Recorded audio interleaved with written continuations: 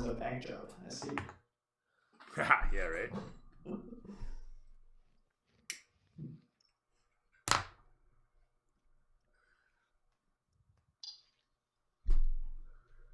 So, what kind of music are we getting? No, we don't want that. Probably something like. No, that's probably a little intense.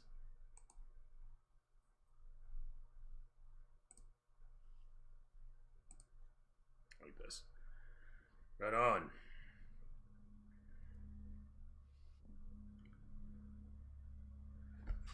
Very good. Welcome back, ladies and gentlemen. Or gentlemen. We got no ladies in this one. What am I saying? Welcome back to another exciting episode of Black Thumb, here from my garage to your home. With this fantastic palette of personalities that is my plethora of players, we will be venturing once again to the north end of Kalimshan, whereupon in the north end of the Great Desert we have the city of Memnon. And in that city we have one gang with one purpose. Mr. Sean, why don't you take us through what happened last episode on Black Thumb? While I do some set piece work here. Sure. So we are waking up. Barry is doing a ton of work on the vehicle, examining the launcher tube that we took off of the Giant, working out how to get it on the vehicle. The Pasha walks in. They're seeing what he's working on. They're talking about the ballista on the front, the cannon on the back. Pasha's pushing Barry on getting the right team, getting everything done. Barry gets pretty heavy into working on this thing and really hasn't slept the entire night. The rest of the team wakes up. Laz gets up, grabbing some grub. So is Bjorn. Sorth is out looking for Kurgit and heading to the market. Gary just finished charging, is wandering off to kill something. Orion wakes up looking for Barry, can't find him there, makes his way over to the garage. Orion sees everything and decides he wants to run the turret, and Barry agrees. And I have written here meta, like, should we be concerned? This I actually wrote early on. Should we be concerned that Orion's going to be firing things? This comes into play later. Start talking about ways to fire the cannon, wants to figure it out, and then he wants to go out and practice shooting. So Barry, after talking to Orion, recommending that they extend the frame, Barry agrees. Bjorn and Laz walk in, and we help mount the cannon. With the cannon mounted, we want to take it out for a test run. The cannon is powder-based, 3 chambers for shots. Orion finds where the kits are all stored.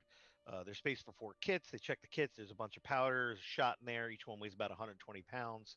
Takes an action to load. 12 shots per kit, but there's lots of powder.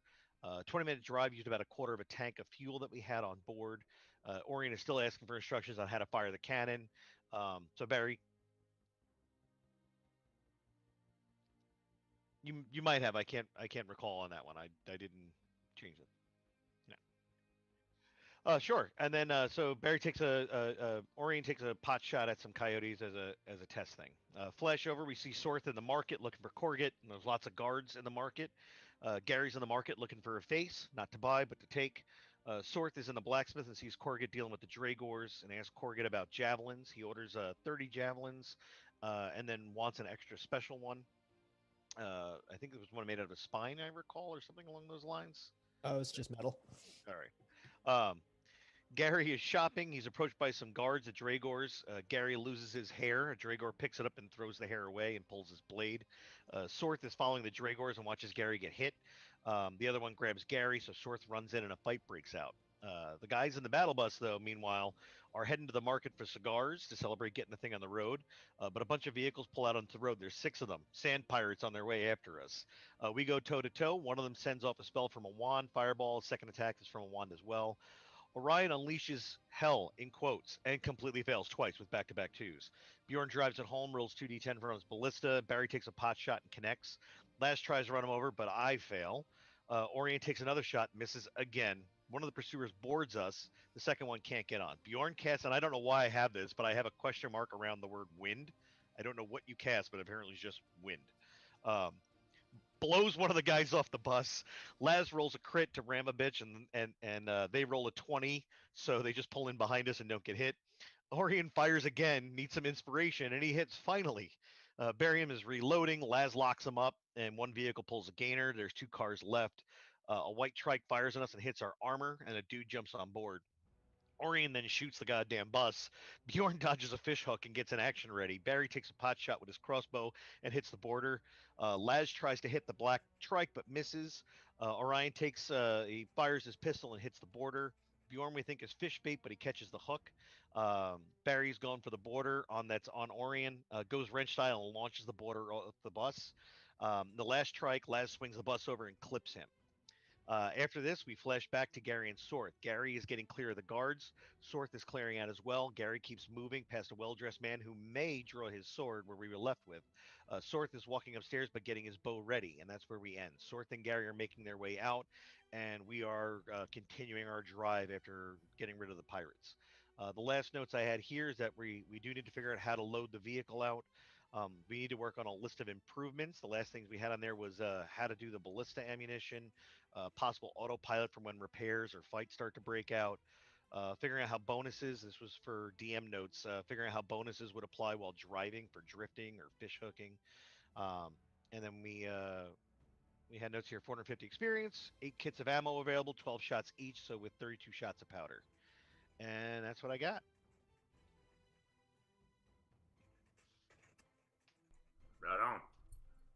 It's awesome. It's actually really awesome. By the way, I'd like to specify that I was trying to get here, and I think the guy was a guard that I ran past. Yeah, you ran past a guard, yeah. Up on top of the like second level.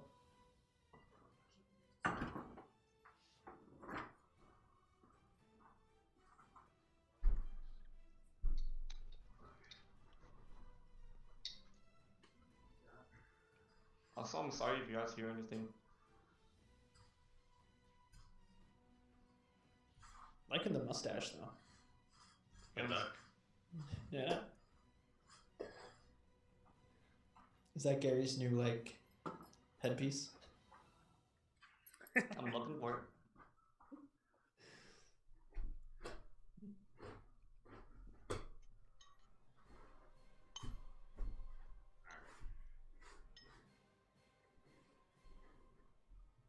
What are you doing these days, Billy? I play in the band a lot. Like a lot. It's fun. My friends come over, we play in the tent.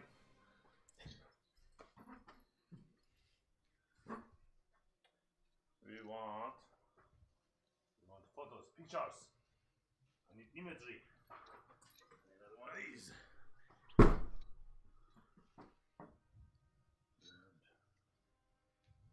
Right. Okay.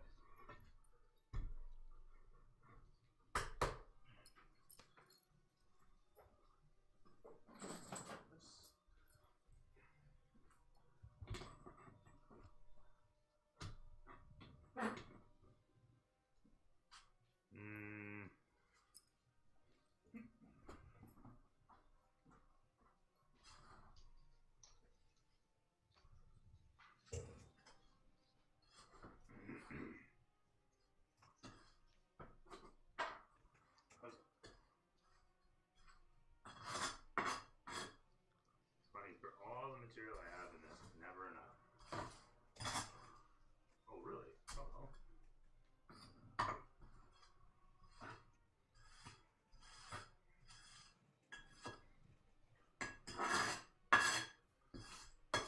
Alright, good stuff. A lot smooth. Not smooth. Not sure what I'm doing that. There we go. Cool.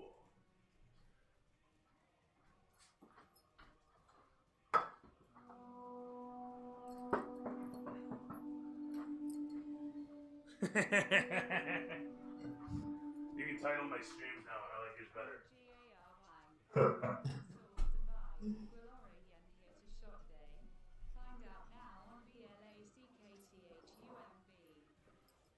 Why did it spell out the thing? That was weird. Okay, so that was down there. Honestly, I like it better that way.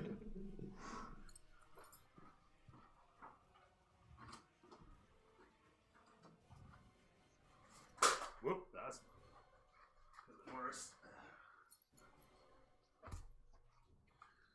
And so that was like so. Like that.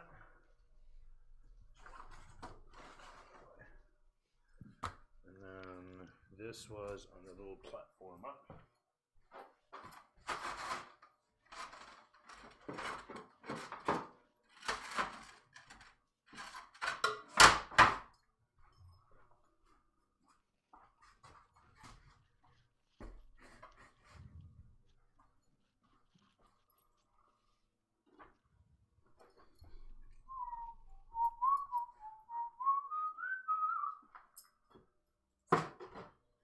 Looking back on the track for a little Shit, next time somebody dies, they need to wear the sable. You can give myself a goatee with it too.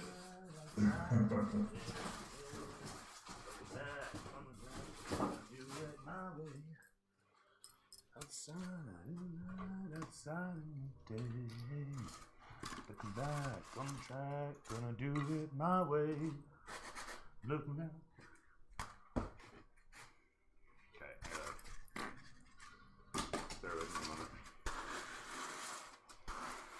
I bet it's a look if you already have a goatee and you're trying to put a goatee on. That's the question I want to know now. Now I gotta find out where this thing is. Zoom has like facial hair simulation or something? Yeah, you can give yourself eyebrows and. Wait, what? Oh, they know their market now. I mean, you're dealing with kids in elementary schools after all. Where is that under? Yeah. Ooh, Okay, that could have what's been up? bad. Under That could have been the Studio Effects. The beta. Same place as video filters. Oh, there we go. Studio Effects. There we go. Let's see what happens if we actually put on a goatee. Don't do it. My vagina can only take so much.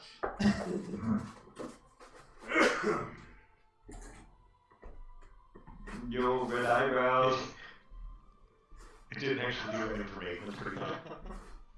But you look just the same. Yeah, like nothing changed. Yeah, I look the same too. What is this supposed to do? Oh, it makes you ugly. It did make it look fuller. I will give it that. Like when you click on it, it's like, oh, I just filled up my beard a little bit. And I got rid of a little bit of the gray. Well, there you go. There we go. Dude, oh, maybe if I get like. Ooh. Oh, there you go. That is atrocious.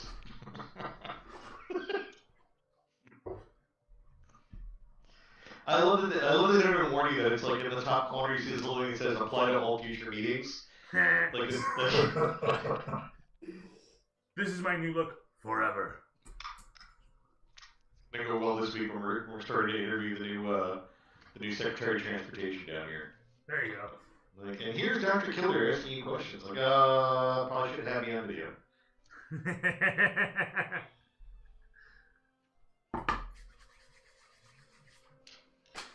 We're getting ready for a fun couple of days down here in the States. Oh, no doubt. For all the Canadians up there. We've heard stories. You want to tell us about it?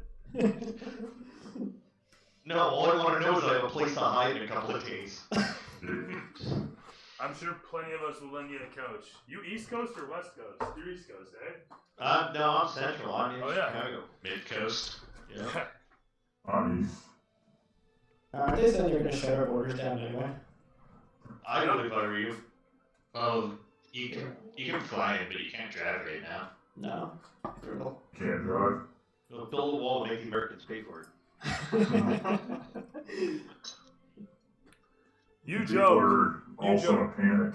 But you know what? Trump was looking over that, 300 miles of wall that he's built.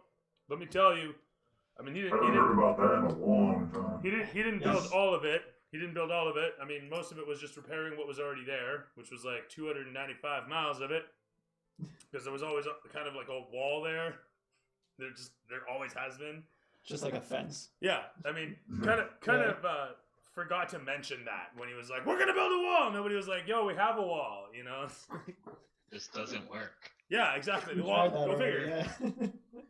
And so, like, long and the short, throughout his whole 4 years, he's added 3 miles of new wall to the wall. Wow. And it's nicer. than the rest of the wall. Yeah, But Easy to climb though, from what I saw.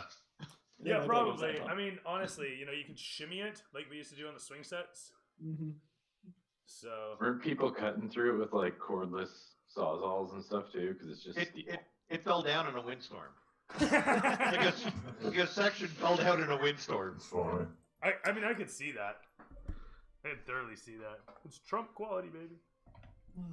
Anyway, I bet people buying propane because they're afraid of what's going to happen. Yeah. well, it makes sense. You don't know, right? You just don't Or know.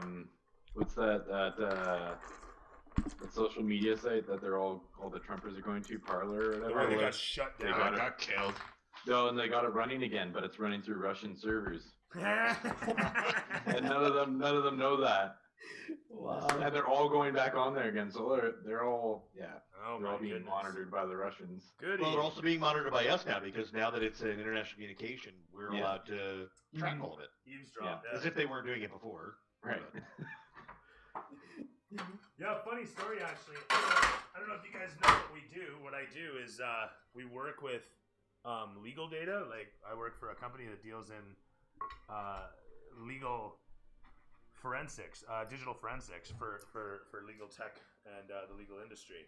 And so long and the short, the Parler data became very, very, very interesting for us because it's a perfect use case for us to ingest all this data to like cross-reference and correlate and just see all the geolocative information and all the text messages and all the stuff just all blended together. And I was joking. I was like, what if we just accidentally solved some crimes simply because we were looking over the data so much and we just started to see whatever patterns and shit. If you don't start using the term jinkies a lot more, man, I'm gonna get pissed. So I gotta ask this, right? So I took French for 6 years, and until I heard somebody call it parlor, I always assumed that it's a platform for Parlay. conversing, and it would have been parlay, and then it was completely not lost on me that this group of people had created a site that should have been called and referenced as parlay because you were talking to each other, and they called it parlor because none of them have ever actually spoken outside of their English. I figured it was a play on a parlor, like an area where people gather to talk. Which would be even better because then obviously they can't spell either. So it was like, I don't know which one's winning here. Like that you're just completely oblivious to other languages or you just can't spell. I didn't know which one we were going for. Probably a mix of both. That's fair. That's fair. I'm not gonna argue that. I mean, I know. I just didn't like it didn't dawn on anybody else. Like I just watched them. Like, No, isn't it called parlay? Like, We'll just go with Parler. What do you call it? Lord help me. Because if you don't call it Parler, nobody's gonna know what you're talking about. What do you mean Parler? Random rubble. More road.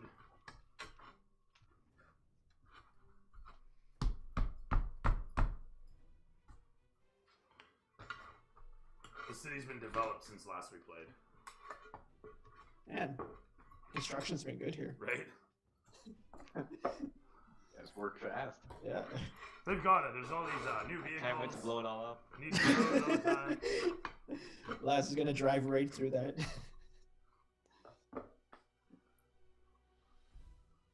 It's alright, she can handle it. Yeah. Wait, is Lummy paying for all our property damage? I mean, No, not no, no. all of it. Just No, put it on the no. Malthor tab. Yeah. We don't have a license plate on this thing, so they'll Publicly never find funded. us, right? Yeah, amidst all the other fucking war buses rolling around, you'll get lost in Yeah, the dark yeah. for sure. Exactly. They'll just be like, damn it, it's a great race again. It's like the Olympics. They gotta add the damage to the city. Yeah. Just imagine though a There you go. perpetual state of Olympics. It's like the Twisted Metal Circus. That'd be amazing, actually, if there was actually something like that. Hell yeah. I miss those games. That game was fantastic. They Yeah. really, you know what? They really need to revisit it. Number one, and they did revisit it. I want to say a decade ago, and apparently it was good. It was just it kind of went under the radar. It was like, hey, Twisted Metal, right on, and it was like, oh, but Call of Duty. You know, one of those situations. Yeah. I played that last one only, and like, they changed some stuff, like, they added like some kind of death races, which they were kind of cool, but I'm kind of a purist. Okay. Deathmatch or nothing? Yeah, pretty much. You know, maybe if it had like some free modes where we had that, or some like extra modes, that'd be awesome. Like death race mode or some shit.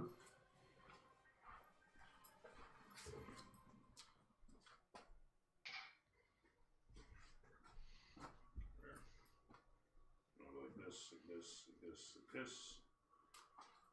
And like that. I had a dream. You just have to imagine that these things have canopies, okay? I don't feel like grabbing the plasticine and spending the next 15 minutes doing that because it's already past 8. Done. Right on. Let's get some characters out here.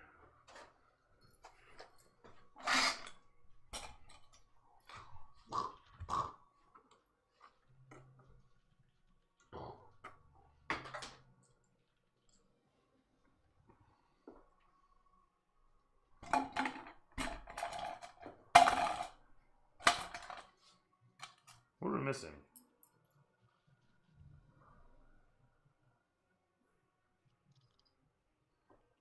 Is that Katie currently, if that's what you mean? What did I do with you or Dragonborn? There you are. There's number 4. Boom. So there's you. Yeah, my bad. I accidentally kidnapped him instead of some other kid. You what now? The what's it?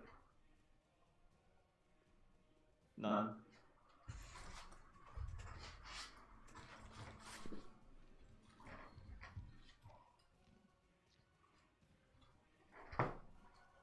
I can't win.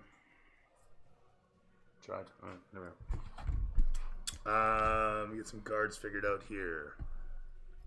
There's the dudes. Oh.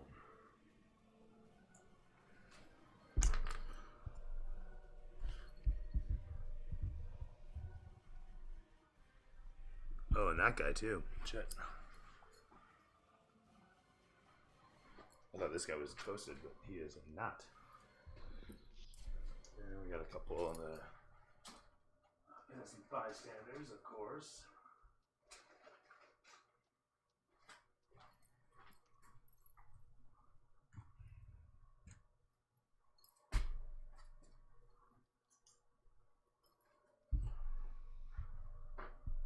There's a table there too.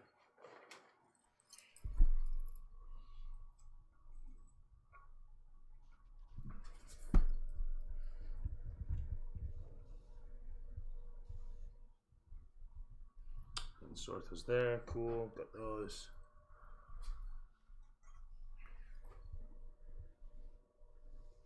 And we got some other dudes around the place. Let's get these guys out.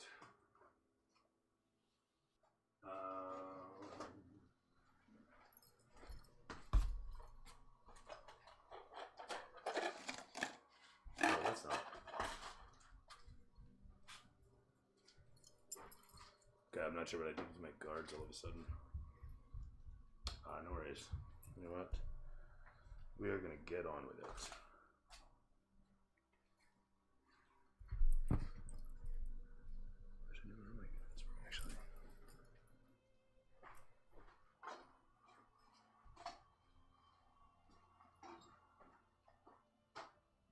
Yeah, really curious. Oh, they're there. Haha, I found them. There.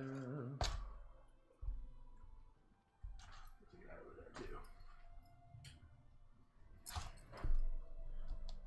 Right on.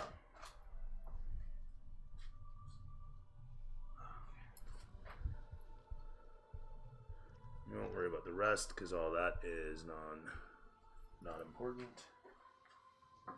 I Cal, no one tells me when my voice changes on.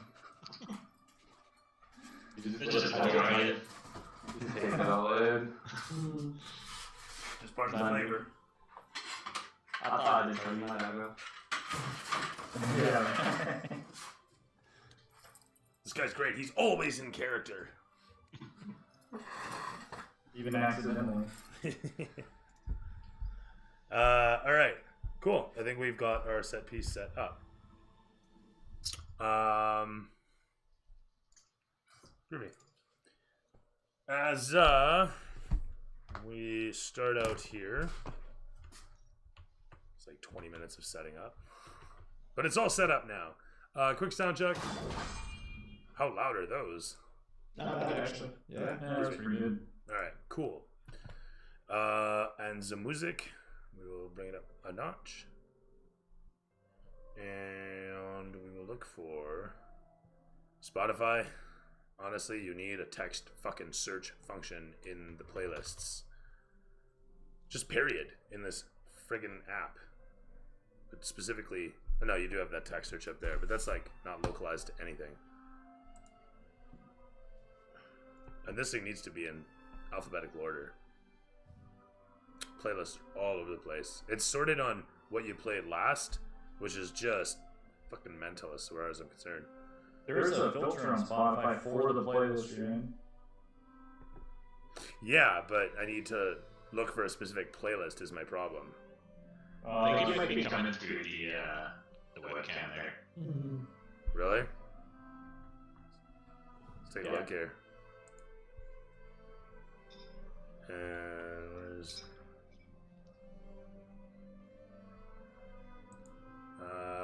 where's my microphone settings? There it is. Says I'm on the snowball. But which snowball? Do I get further away, or do I get loud when I get close to these, or what? You got louder. Okay, then that's that one. So yeah, it's these ones.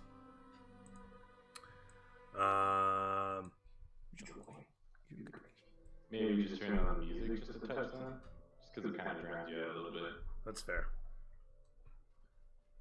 Let's see if I can increase my microphone volume. Shoo-ba-doo. It's crazy how it doesn't affect it on stream, but then on Zoom it's like it's crazy, drastically different. Really? Yeah. It's like crystal clear on stream. Well, that's good. I mean, it's coming through a different mic on stream. Which microphone is Zoom using though? It says Snowball, but which Snowball? Let's test that for a moment. You said I got louder when I got in closer? Yeah, I'm louder now? Yep. Okay. So, I mean, yeah, that's the mic. And I can't actually increase the volume of a specific mic, oddly enough. It's actually gotten better. Yeah, this is just... It is where it is. It won't let me affect it any.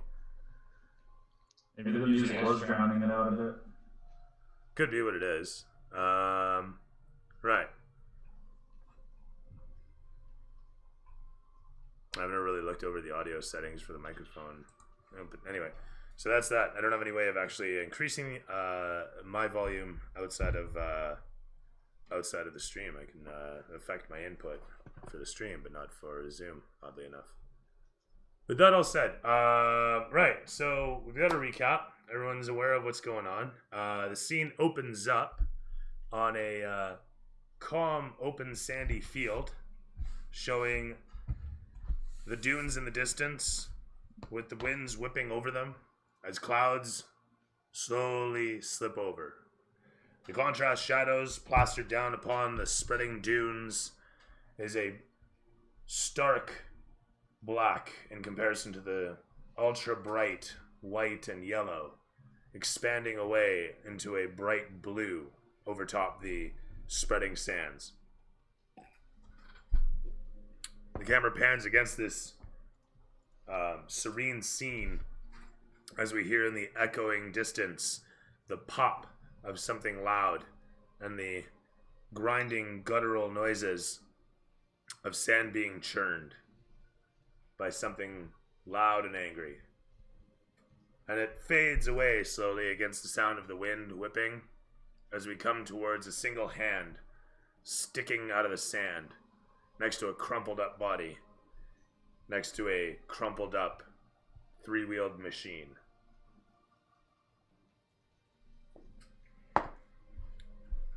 The fingers on the hand twitch, and it cuts to black. We open up a moment later to see the reflection of a regally dressed soldier. His reflection is slightly marred and strangely distorted in the reflective surface we are sighting him through. Even more disturbing is the sudden shift in the surface as it seems to smile. The reflection twists as the camera pulls back from Gary's face to show the first red-robed figure climbing the stairs, accompanied by others not far away. The city guard looks over towards them and simply steps out of the way. As this guy looks over towards the guard, the camera shifts. The fellow takes an interest in what he sees as the camera slowly slides along to where Sorth is situated. You guys can roll initiative.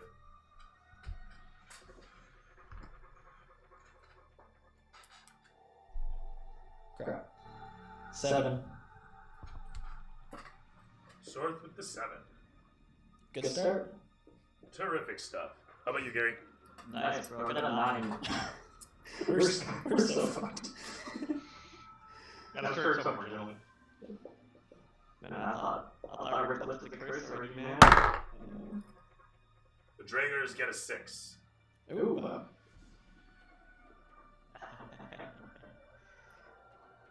I'm on that one, bro.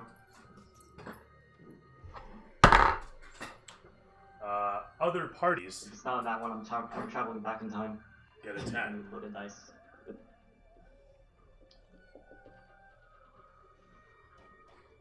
As you're situated there in the midst of all this, the camera panning against the scene, the fellow, the rather girthy fellow off to the one side, he postures and adjusts himself looking at the guard, and then looks over towards what's going on with a lot of you.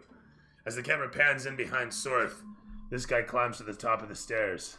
Oh, hello, and I fucking dumped the rest of them. Good job, dudes. Like so, as they get themselves in position.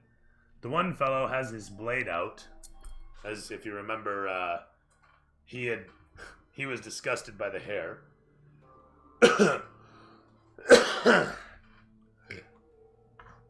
As he crests over the top, and they square off, the camera pans against where the girthy fellow in the background is, as he simply walks to the other side of the table here, walking away from the guard. From there, the camera sweeps to show this fellow walking past over to here, out of camera view. A moment later, we focus in upon Gary. As he what?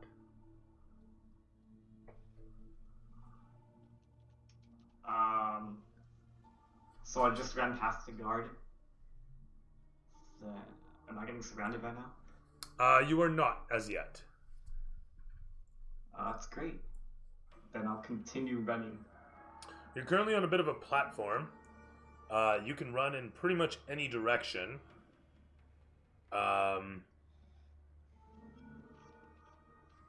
I mean, you can see you're here, and so they're there, and you have about 270 degrees of retreat. Alright. Then I'm gonna go behind the guard and just try to like, if they can't see me, then they can't kill me. If you take a look at your situation here, so you're here, the guard you passed is now behind the dudes, and the dudes are squaring off This against is my left then. That'd be me.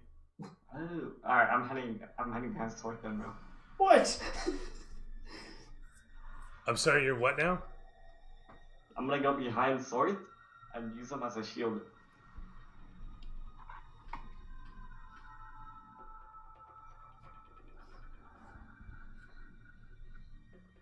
The general assault response Now element Gary isn't so brave, is he?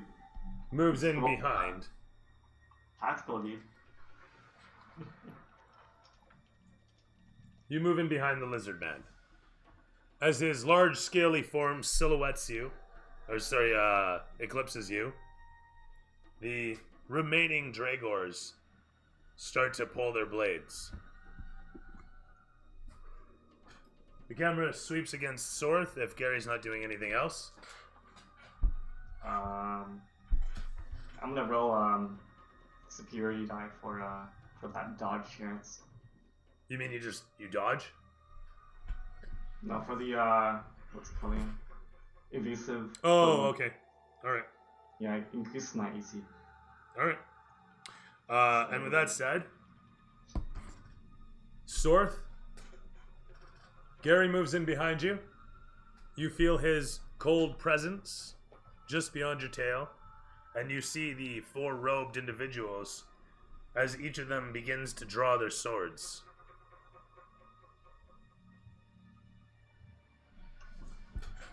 I expected more from you, metal man.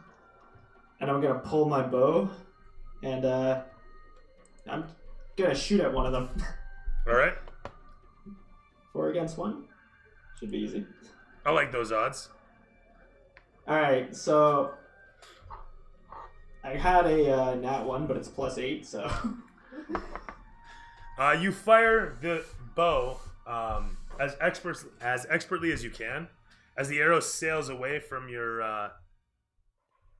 as the arrow sails away from your string, you watch as the fellow deflects it through the air with his sword, cleaving it in twain as the arrow flies away overhead. Okay. How far down is it off the platform if I were to jump? It's a 10-foot drop either direction. Worth it. Alright, I'm jumping off the platform. Probably right to my left. The camera pans as you look to your left and book it like a motherfucker. Hell yeah.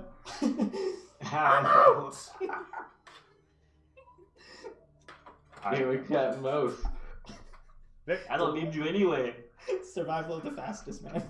You disappear from the camera's view as it pans upwards to show you rushing away.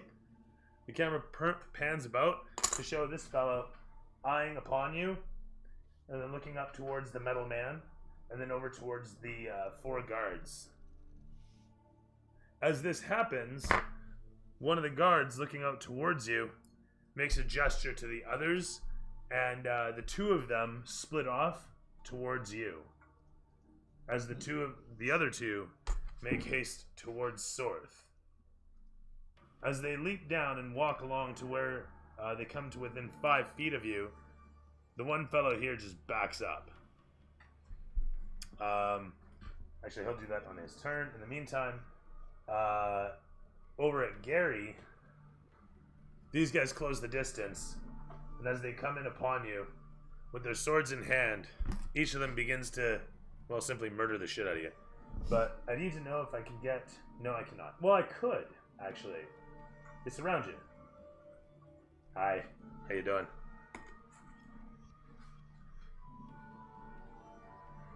Man, all these guys want my metal ass, bro. Time to take one for the team. Yeah, it's not all they want, bro. It's like a shank shot.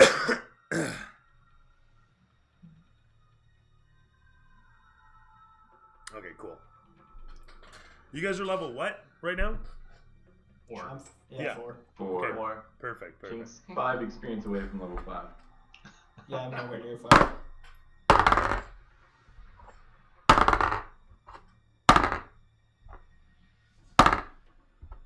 Nice rolling. Those are the bells of death. So they get 3 hits in on you as they come in, surrounding you from either side.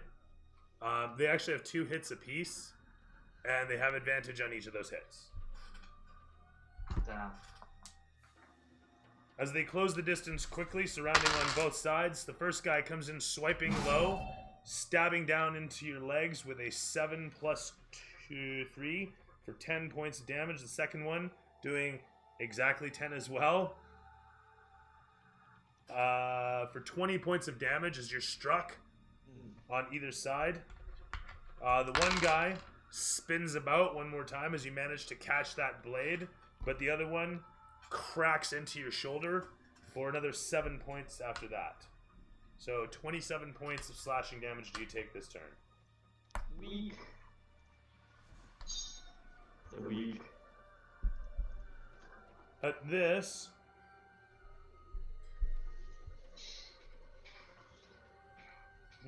that's it. That's my turn there. It is back over to you, Gary. Okay. So real quick. I'm sick of winning anymore. Alright, I'm gonna use Superior Die to use sweeping attack. Alright. Honestly.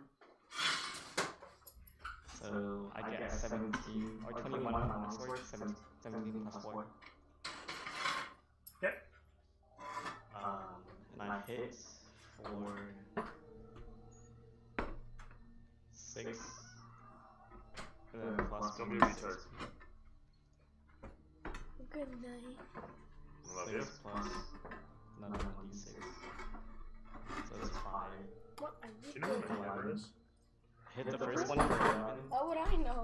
I don't know. You can see it if you've seen it. And then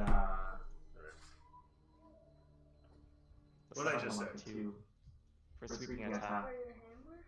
No. Sorry, what? What'd you do? I used a superiority die to use sweeping attack. So I hit 2 people with that. Okay. I got 21 for my hit roll. No service, buddy. Get out of here with no shoes. It's the Honestly. first one.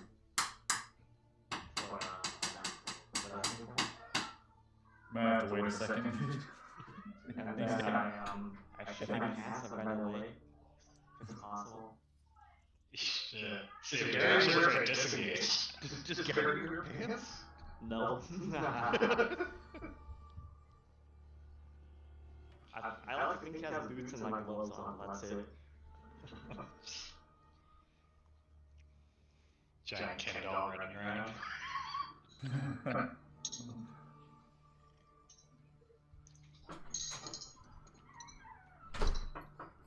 Anyway, sorry. Kid smacked his foot against the wall. Want me to repeat? Yeah, so you were doing a thing, sweeping hit. You hit 2 dudes. Yeah. So with my longsword, I got 21. Okay, And that's then, it. For damage, I got, let me pull it up. I got 6, and then plus 5 because I pulled damage to my... So 11 points total. That's what I'm understanding. Yeah, and then for a sweeping attack, it's like roll the superiority die to do extra damage to the second guy, and I got 2 on that, so he just takes 2 damage, I think. Alright. This guy a little bit of weight on the top there. So he takes 2 damage? Yeah, because Alright. it It's fair. says I can expend 1 superiority die to deal damage to another creature within 5 feet. It's equal to the amount roll for my die.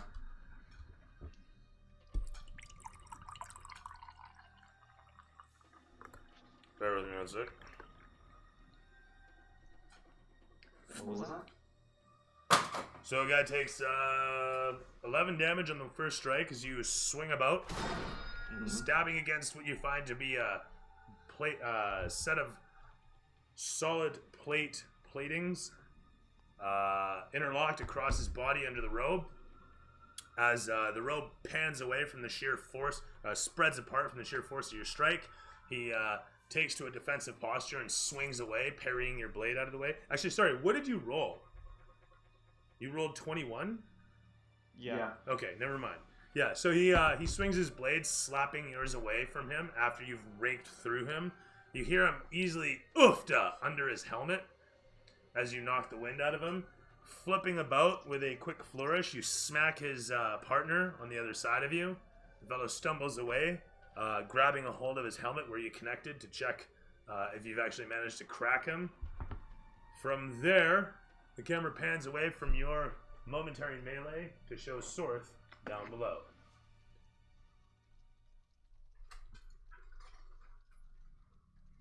Is there a disadvantage for firing close range with a ranged weapon? There is a disadvantage for that, but you are still 5 feet away from them. Okay. You still have a space between you and them. Cool. Alright, so the first guy to my left, I'm going to use a bonus action and use Hungry Jaws. Okay. So I'm going to take a bite attack at him. Sounds good. So you're going to leap in and do that? Apparently not, it's a nat one again. Okay, I just want to clarify something though. You asked the question about whether or not crossbow attack would be a disadvantage. Longbow, yeah. Or longbow attack would be a disadvantage, but you'd have to move in for a melee distance strike here. So is your intention to use your bow?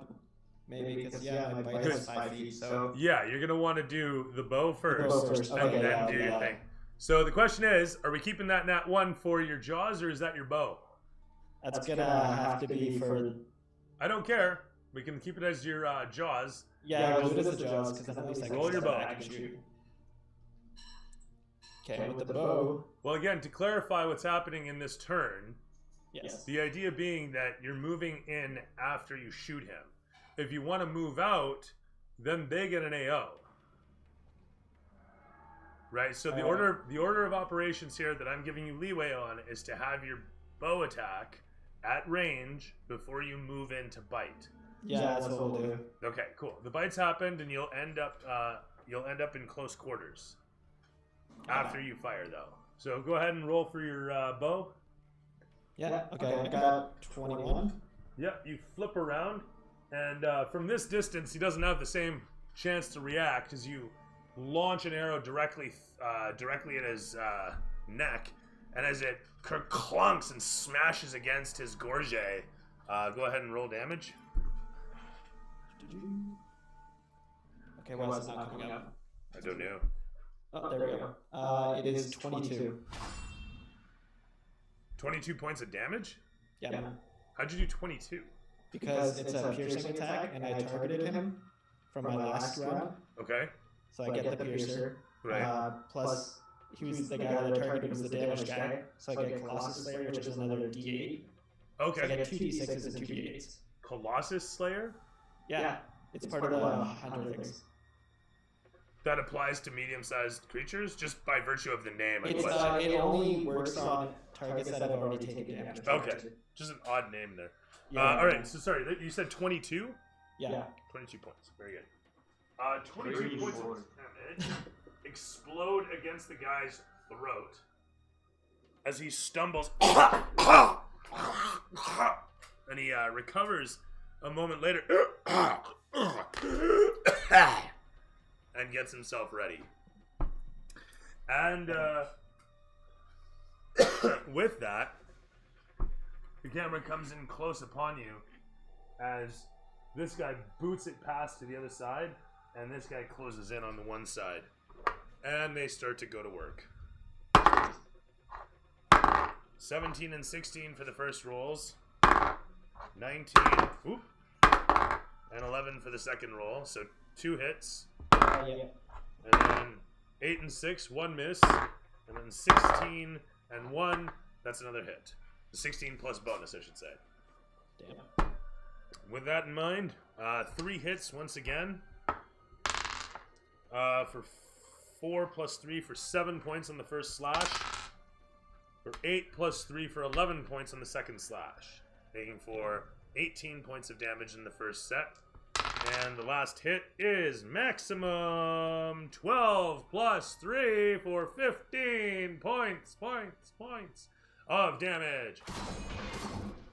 As the pair of them carve you up with 15 plus 18 for 33 damage? What's that? That was 33 damage. Did I say so? Yeah? Alright, cool. Yeah, that's pretty cool. Scales and flesh fly off you at all sides as you basically one side, then the next, then the next. As the camera swings around once again to show the Dragors up top surrounding upon the Metal Man. Facing against him, they continue their unabated assault. 16 and 2, first one hits. 12 and 18, again plus bonus, second one hits. 17 and 14, plus bonus, the third one hits. 17 and 7, the last one hits.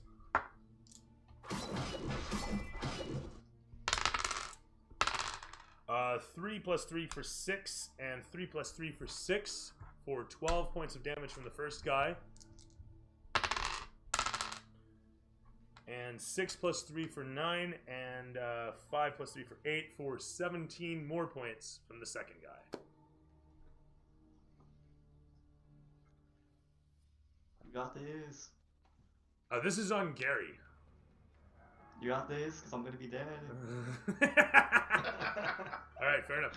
How much damage? Does that knock you out? Much damage again, bro? So it's going to be, what did I say, 17 and, 17 and 12. So, 29. Oh yeah, I'm definitely dead then. Alright, terrific. Good. Time to get out that halo. I should do this so it doesn't look so goofy on camera. Do robots go to heaven? I would think like they have a heaven and hell. As these guys carve. I guess the more apt question would be, does Gary go to heaven? No, hell no, bro. I'm like Bender, dude. He's in limbo, bro. Goes to the I was second just about to send over the picture of the robot devil. As they finish off with Gary dropping him to the ground, the one guy angles over for the coup de grace as this guy makes his way over to the corner, and the camera just kind of hovers up and overhead and comes down around to situate upon the scene here. And as it pans around to show Sorth bleeding, exhausted for the drainage of his body, and yet so full of adrenaline. The few forms around, this guy right here, he kind of backs away and watches what's happening. The folks here screaming are starting to run away, and these guys split off as the guard moves in. And he just stops short next to the one fellow. A crowd slowly gathering around as the one guard puts his blade against you. The camera pans over towards where Gary's lying on the ground as his body starts to go into immediate repairs and diagnostics. We see the reflection of the red-robed fellow come over and place the blade over the robot's neck. Wait, he's gonna finish me? Hey, that's cheating, bro. Don't do it, please. Sorth. Don't do it, bro. The camera shows you overhead and the fellow with his blade at your neck. But you don't sense that he's gonna thrust in, but you're not sure what he's gonna do either. Do you say anything? Do you do anything? It's your turn here. Dude. I can't even make a run for it, I'll die. I mean, you can I don't blame you if disengage. you leave me, You can bro. talk to them. I'm a lizard. This is true. We don't talk Anybody about... here have poison attacks, by the way? Or fire attacks? So I just wanna... Poison my blades, I guess. I'm gonna take one last... I'm gonna take a... Screw it, I'm gonna take a one last... Are you gonna take a glory strike? Are you going out in a blaze of glory? It's not worth it, bro. Just commit seppuku. Can I shoot myself with an arrow? Hold on. Where's Corgan? He didn't see all this going on. He hasn't come in to rescue. No, he's busy in the trade world, man. You know how the stock guys go. What's up with the city guards, dude? Where are I know they? the city guards are so useless. One of them was right next to us, man. They're watching. He walked away. Hold on. If any of you witnessed all the televised things going on in the capital of the United States a couple of weeks ago, Yeah. this is entirely possible. This is 100%. They were paid. They know their place. They know their place. Okay. I think Orion paid off the guards. What? I paid you all my money. All my money's gone. What the fuck? That's right. He was bribing you for friendship, after all. Yeah. He doesn't have I any don't money know how left to over make for friends, guards. so it's Besides, fair guards are more expensive than you guys. You don't know how to shoot either. Yeah. Oh, It's true.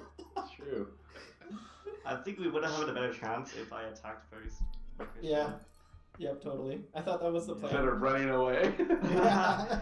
Run back. I thought you were just gonna be real sad. I was gonna like punish them for attacking you. Yeah. Like I'd push them onto your blade, bro. Oh, I don't have any swords. He's an archer, dude. Yeah. You literally brought them right to him. Yeah, it should be Best fine. tank ever. Still outlived you. you guys quick save before this battle. Let's just wipe and reset. Shoot, I don't know. Disengage and run. I don't know. Nah, screw it. You know what I'm gonna do? Yeah. Would dropping my bow be an action or no? It's free action. You can totally drop it and show hands if you want. Oh no, I'm not showing hands. I'm actually gonna like tackle the guy who has his blade in my throat. Full. The guy who's got the blade on you? Yep, I'm just Okay. gonna tackle him. That's fine. That's fine. So go ahead. You're making a contested check. It's athletics on your part versus his athletics or acrobatics. Okay. All right, I got And, 17. Okay, cool. And so he's gonna roll an 8 plus bonus, and as you drop the bow, he seems to slightly relax, and you just see your opening as you slip past, move in, and up goes one arm under his underarm, and you got him, and there comes the slam, baby. McMahon in the background's like, woo! So with that said, you smash him into the ground as his companion next to him is just, oh, that's got, anyway, you've got him pinned and restrained. If Put you've his got head in your mouth. if you've got a bonus action like Hungry Jaws, I can only use that once per short rest, unfortunately. who the fuck Also- decided that? What the What kind fuck? of lizard What? are you? Yeah, the Like bonus- an locked no, jaw? I can do an unarmed attack of bite, but Hungry Jaws gives me plus 2 HP temporarily, and I can only use Oh. that once. That's so Yeah. cheesy. I Yeah, mean, if druids he's have on the good ground, can I berries. run, Why though? wouldn't you be able to chew a dude? Right? Anyway, Step sorry, on what were you him and saying? run. If he's on the ground already, can I just like run? You know what? I'll allow it. Awesome. I'm gonna book it. No way, bro. Fuck Get away, bro. Listen, you aren't the bravest of people now. As you go to rush past the one fellow standing nearby, he attempts to grab you. He rolled a Okay. 12 plus bonus for 13 to Alright. try and grapple you. Oh, What am I actually, yeah, no, that's what happens there. He had a ready to action the whole time, so. Oh. Shit. So you got to roll athletics or acrobatics that beats 13. Oh, okay. Easy. 15. All You I'm fucking- picturing is when that he goes lizard to- from Planet Earth just running across the sand. This guy gets controlled the fuck over Holy as you book it past I him. hope I run into you guys some point. As you rush away, booking it into the market.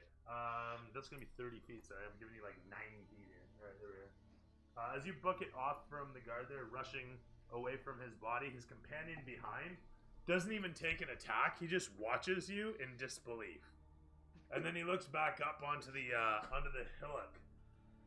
Gary, I need you to make a death save for that last round. Don't roll a crit fail again. Oh god. Well, I can say it's less than 10. That's fine.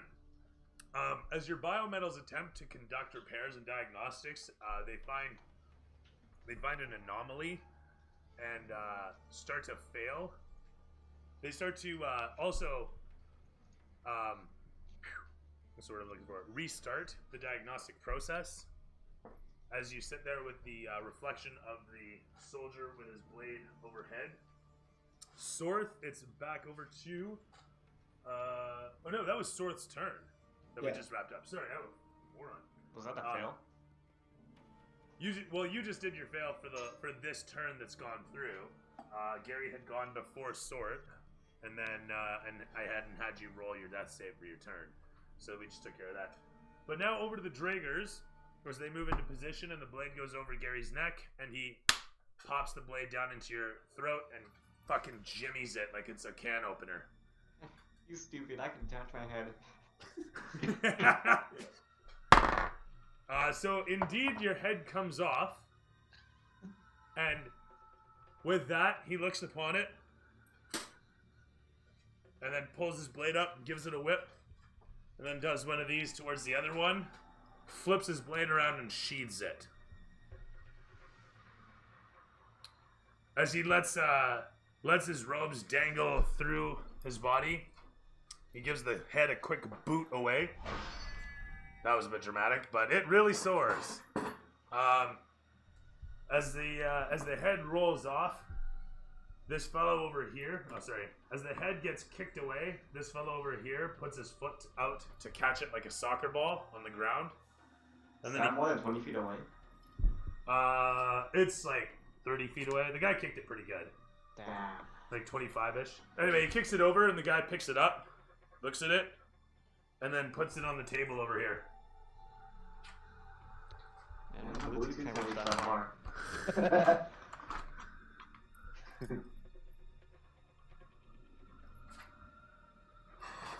And with that, we watch as Sorth continues to rush off out of the market, unchased by any of the remaining guards.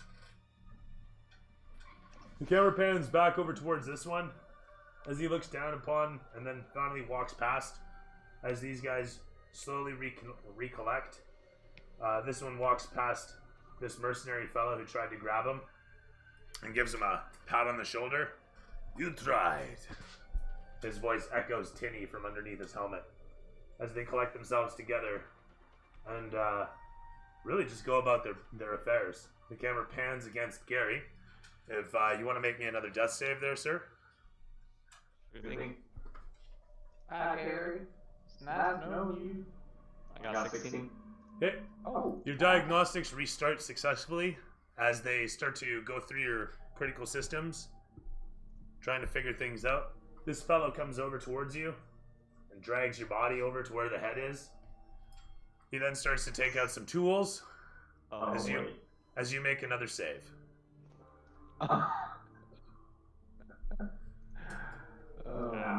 Is he doing autopsy? 18.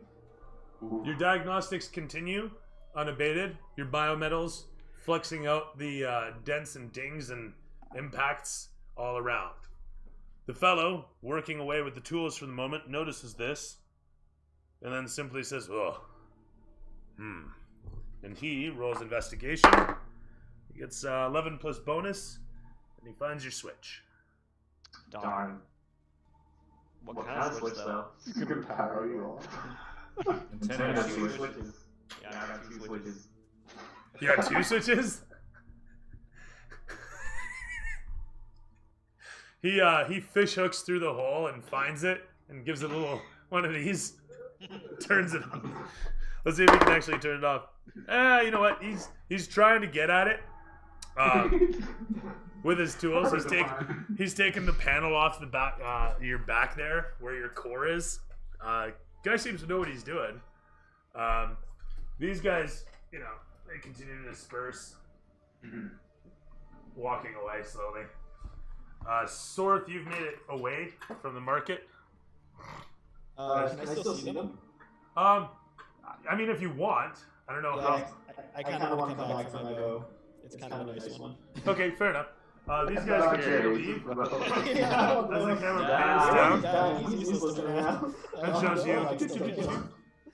These guys continue to just walk off this way as you grab your bow and fucking later.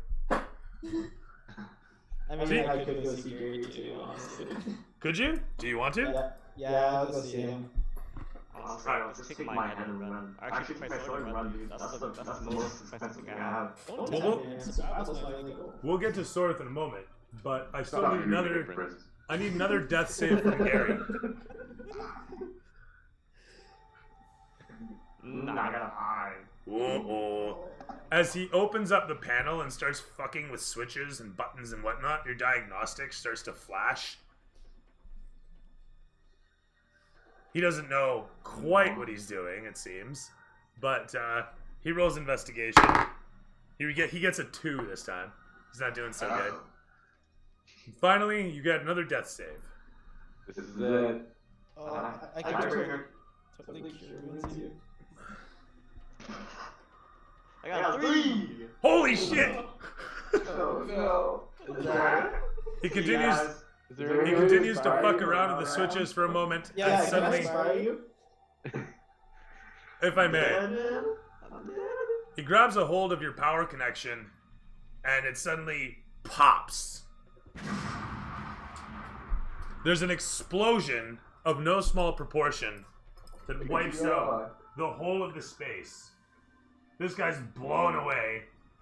Gary's destroyed, and the whole of the area is a smear of black soot and parts, junk parts. Gary, rest in peace. At which point, as Sorth is situated down here, just grabbing his bow, there's a sudden... And you see a whole bunch of bodies and shit explode. You watch as a fucking guard goes flying off the platform like something out of a Michael Bay movie.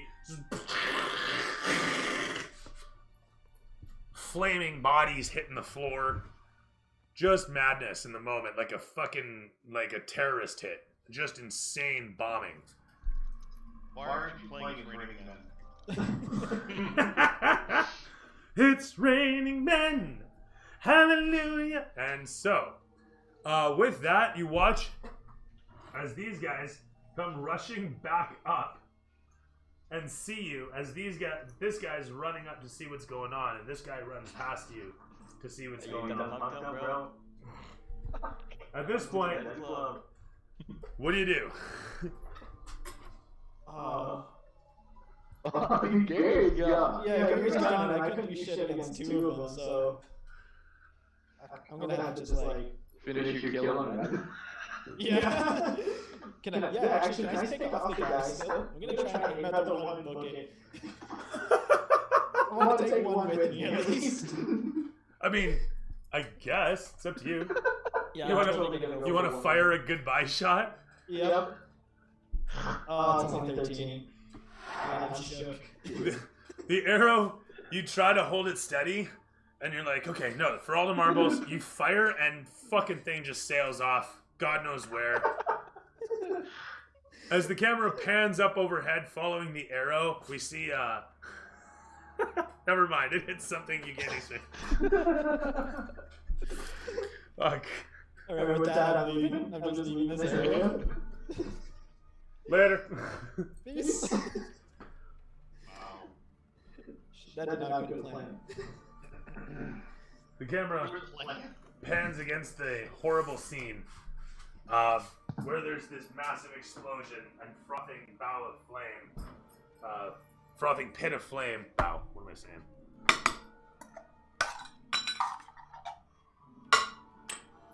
Hey, I just received word from King Kai that Gary has passed through the Otherworld check-in station. Maybe he can go back. What do you think of the Dragon Balls? That's right. Can you imagine Gary in the other world just walking down the dragon? Collecting faces as you go. Yeah, collecting faces. You know, try to take King Yema's face and get sent to hell. Yeah, there you go.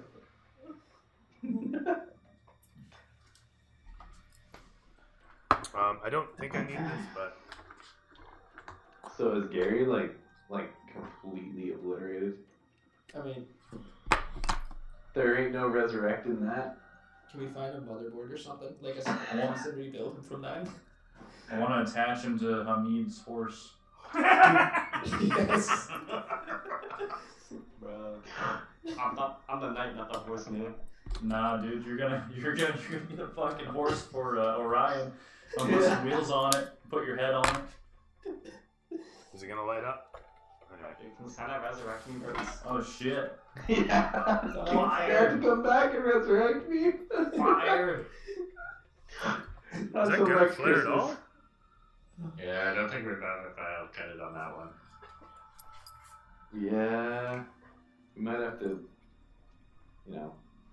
travel to the depths of hell to get you. Cool. New mission. Take the car and invade hell. Yeah. That'll be the sequel to this one. Were these guys even gonna fight you, or did you guys just suddenly just start attacking them? Well, they attacked Gary, and Yeah, they were like, "Do you work for Hamid?" I'm like, "Yeah."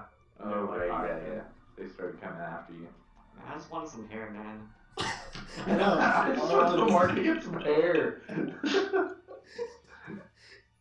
That's how fast life comes at you, Yeah. One day you're just in the market looking for a wig, the next day you're blown up to smithereens, lit on fire.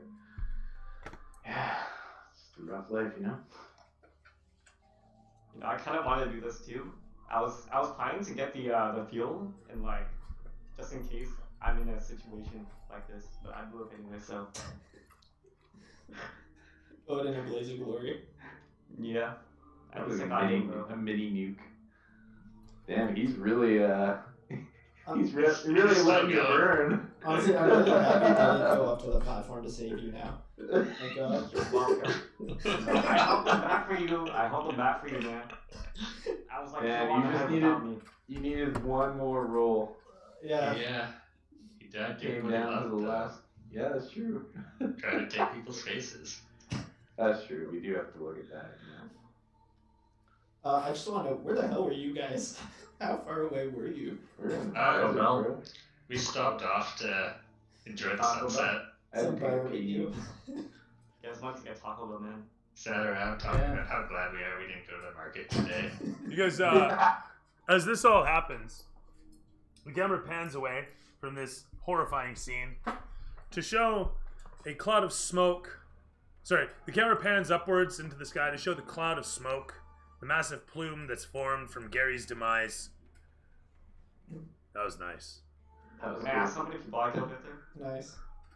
As we look at the puff of smoke, the background of that smoke changes from the blue skies to a gray ceiling. And the camera pans down from the puff of smoke to show somebody exhaling. A fellow with some jowls nobody recognized, dressed in some finery, as the camera pans along to show him jostled by a companion who's drinking a large flagon of wine. Drinking from a large flagon of wine. And then he pours from the same flagon into his friend's cup, who then picks it up and cheers him, and they both drink boisterously. The camera pans against their table to show a large dish of rice upon it with mounds of a spice. And as the camera continues to pull along, we see the lot of you guys situated at one of the tables facing the street.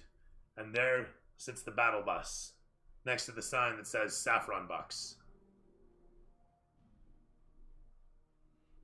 The lot of you situate yourselves around this table, sitting around this table with this heaping pile of rice and saffron, drinks of whatever fashion that you might choose to have, as your battle bus sits baking in the Memnon sun.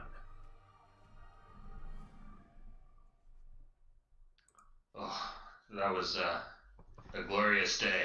Never felt the wind in my hair quite like that. Exhilaration. It was like being on the sea again. It's amazing. It almost brings a tear to my eye, seeing all this hard work in action. Great work, Dragon Lads. You're natural. It handles like a wet noodle. Yes. What was that? You drive like a wet noodle. In the distance, you guys see a little bit of a flash as there's some sort of fireworks going on, and a little plume of smoke rises up from it in the distance. Ah, look, they're lighting fireworks for us. Celebration. What's going on in town now? Sharing our success, I'm sure. Sit back and enjoy your meal. We are going to be amazing. We're going to be kings of this city. You hear me? We're going to win this race and we're going to rule everything. Gary's going to be a star. Children are going to be following him everywhere. People are going to be giving their faces to him. It's going to be glorious. Salt is going to have a herd of cattle at his disposal. It's going to be amazing. And Barry, you'll have the greatest garage I've ever seen. Never seen fireworks that look like that. Maybe they're different in this part of the region. Perhaps we should finish and go take a look, see what's going on. It's just smoke and fire. There's no works. What do you propose we do, Barium? Well, you can always go check it out. You always were the curious one, well. Alright. Well, you remember our workshop almost burned down, so kind of paranoid right now. Yes, that's true. Alright, well, I'll finish my drink here, and if the rest of you are ready, I'm ready. Oh, we have time for one more drink, I'd imagine. Yeah, I agree. Finally, It's been a glorious day after all. It's been truly glorious. I got 2 questions. Barry, how's the armor? Orion, how many shots we got left? The armor, it's a bit dinged up, lost a few panels, but it's nothing we can't fix. These are minor fixes. I believe we're out of shot. We might need to pull another one out of the storage. We really need to find a better way to get that out, because if we're on the road, how are we going to reload, you know? We need something more practical.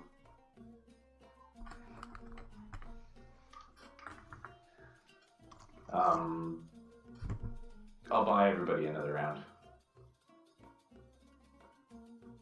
You did owe us after all. You are very expensive friends, I tell you. You know, I will go broke before I run out of friends, that's for sure. You shot your missed shots. I didn't mean to shoot us. You shot the bus, and all of your missed shots cost us how much armor? No, what are the he repairs? told me this cannon would be like wrestling an Amazonian prostitute. Like nobody told me you would be such a bad shot. I am a great shot, but when it comes to wrestling this behemoth of a machine, I need something more practical.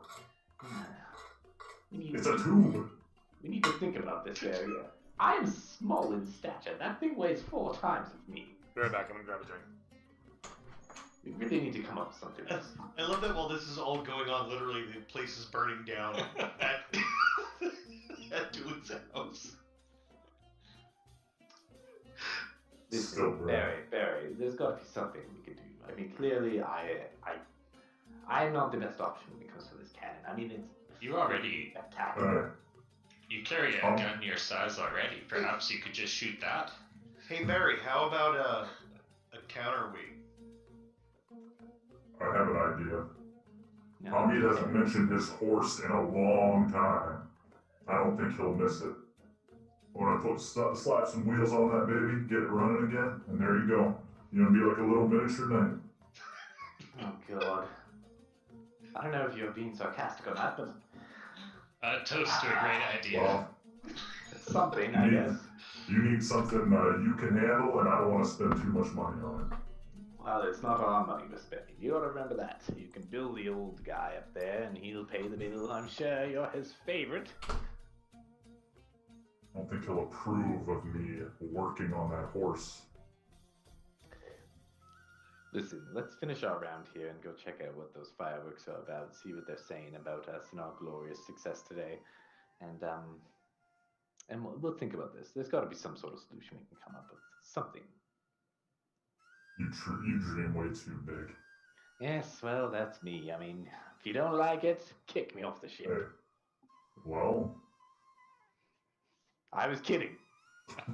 I was joking. Who would be welcoming us except for the Dragors and the Molthanor? And I don't think it would be a warm welcoming. The fire's coming from the market though, not our compound. Yes. We should check it out. I think Salt and Gary were in that area. I know Gary was off in the market somewhere. Salt went to see his friend Olive, but You're right. That worries me. you never As it know should. what they'll do. We may want to reload before we head over there. Very well. So let's reload. I can't pick them up anyways, so somebody's gonna have to do it for me.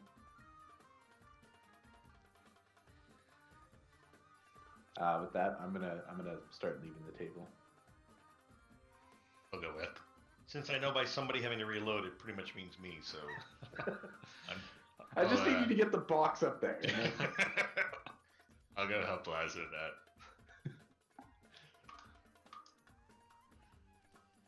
And I'm just gonna inspect the vehicle real quick, the bus. Take notes of the damage. But Barry, like a counterweight, like a waist gunner, could work for Orion. You know, me and a little birdie were thinking about, tying a rope to his belt, building him some wings and dragging him behind the bus. And he just floats around with his pistol. And bombs. Yeah, whatever. If bombs you he don't carries. know, because if you drop those, you're gonna hit us. No, Oh, that's no. a dexterity He'll be- thing. That's a dexterity. I can do that. They're Oh, light. no, hey, just drive straight and they'll fall behind us. Just drive straight. Did you miss my driving last time? I mean, I literally missed the guy I could have like backed into. Like all I do is hit the brakes and I screwed up. We'll make sure the cable's long enough that I'm not like just hanging up above. Yeah, my machine's perfect. It was all the driver. Definitely think we need to turn the ballista into a harpoon gun. That'd be a good idea. Be all right. You do that to the dragon. You pull that sucker down, or it's gonna pull us up. Dooley, we are departing the restaurant Terrific and stuff. heading towards the market to see what's happening there. We're gonna see the celebration. As you guys make your way towards, eventually the camera pans along to show you guys slowly putting your way in on the bus. I just gotta find. I need to just make a second soundboard of just engine noises. Yeah.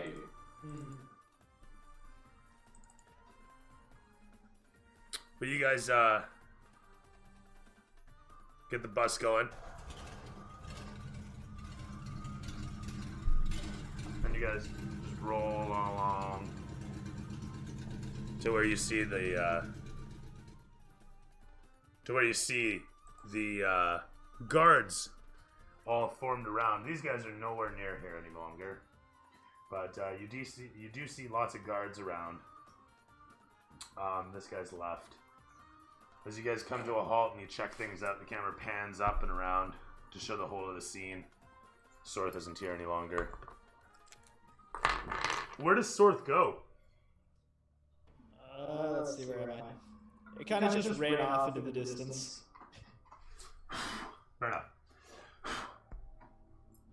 As you guys come about to see the scene here, you can see a couple people actually in tears.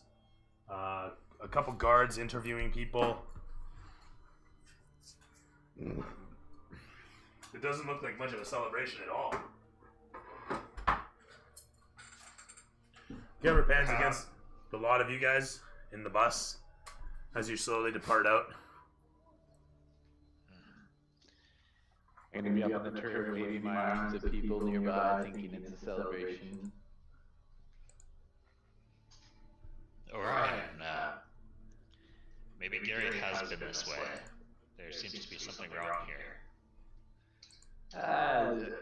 Yes, now that you mention it, there's something going on up those stairs over there. Looks like quite the blast took place here. Perhaps we should park and check this out on foot. And so it is, you guys disembark from the bus, having parked it. Do you guys back into the stall, or do you guys just head on in? What is it? I would be backing it in. If they're getting off, I would be manning the cannon. All right, fair enough. And so it is. You back in, manning the cannon. A lot of you guys make your way up towards the scene. As you come upon it, it is heinous. There's a smear, a large smear of black and red. You can still smell burnt flesh and hair, and you can see destruction spread away from an obvious blast point that has left a crater in an otherwise solid concrete pad. You smell that? The crater reaches down for about half a foot and is spread out for about a 7-10 foot diameter. And the smell cannot be understated. It is thick in the crater.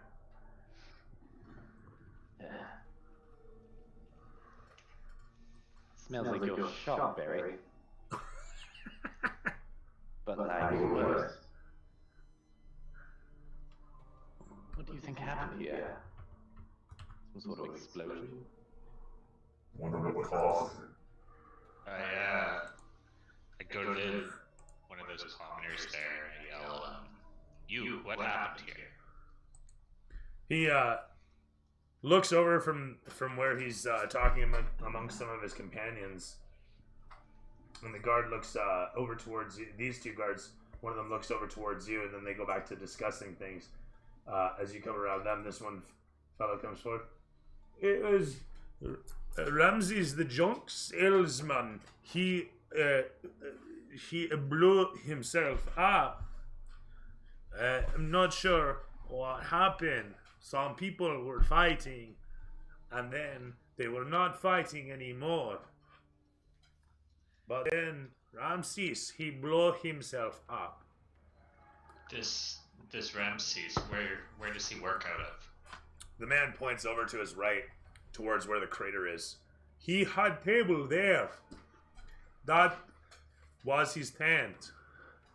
And the camera pans backwards to show the tent there, flapping in the breeze. Ashes billow out of the out of the crater and billow away as Orion Can I approach the crater? Is anybody stopping me, or can I get right in? No, the guards watch as you come right up to the crater, and you can see a whole lot of metal shrapnel around, which is kind of similar to the table and whatever metal junk is littered around the area. Sure enough, this guy was dealing in just metal stuffs. Could I roll an investigation? Yeah, absolutely. I also want to move up with him. I rolled a 15.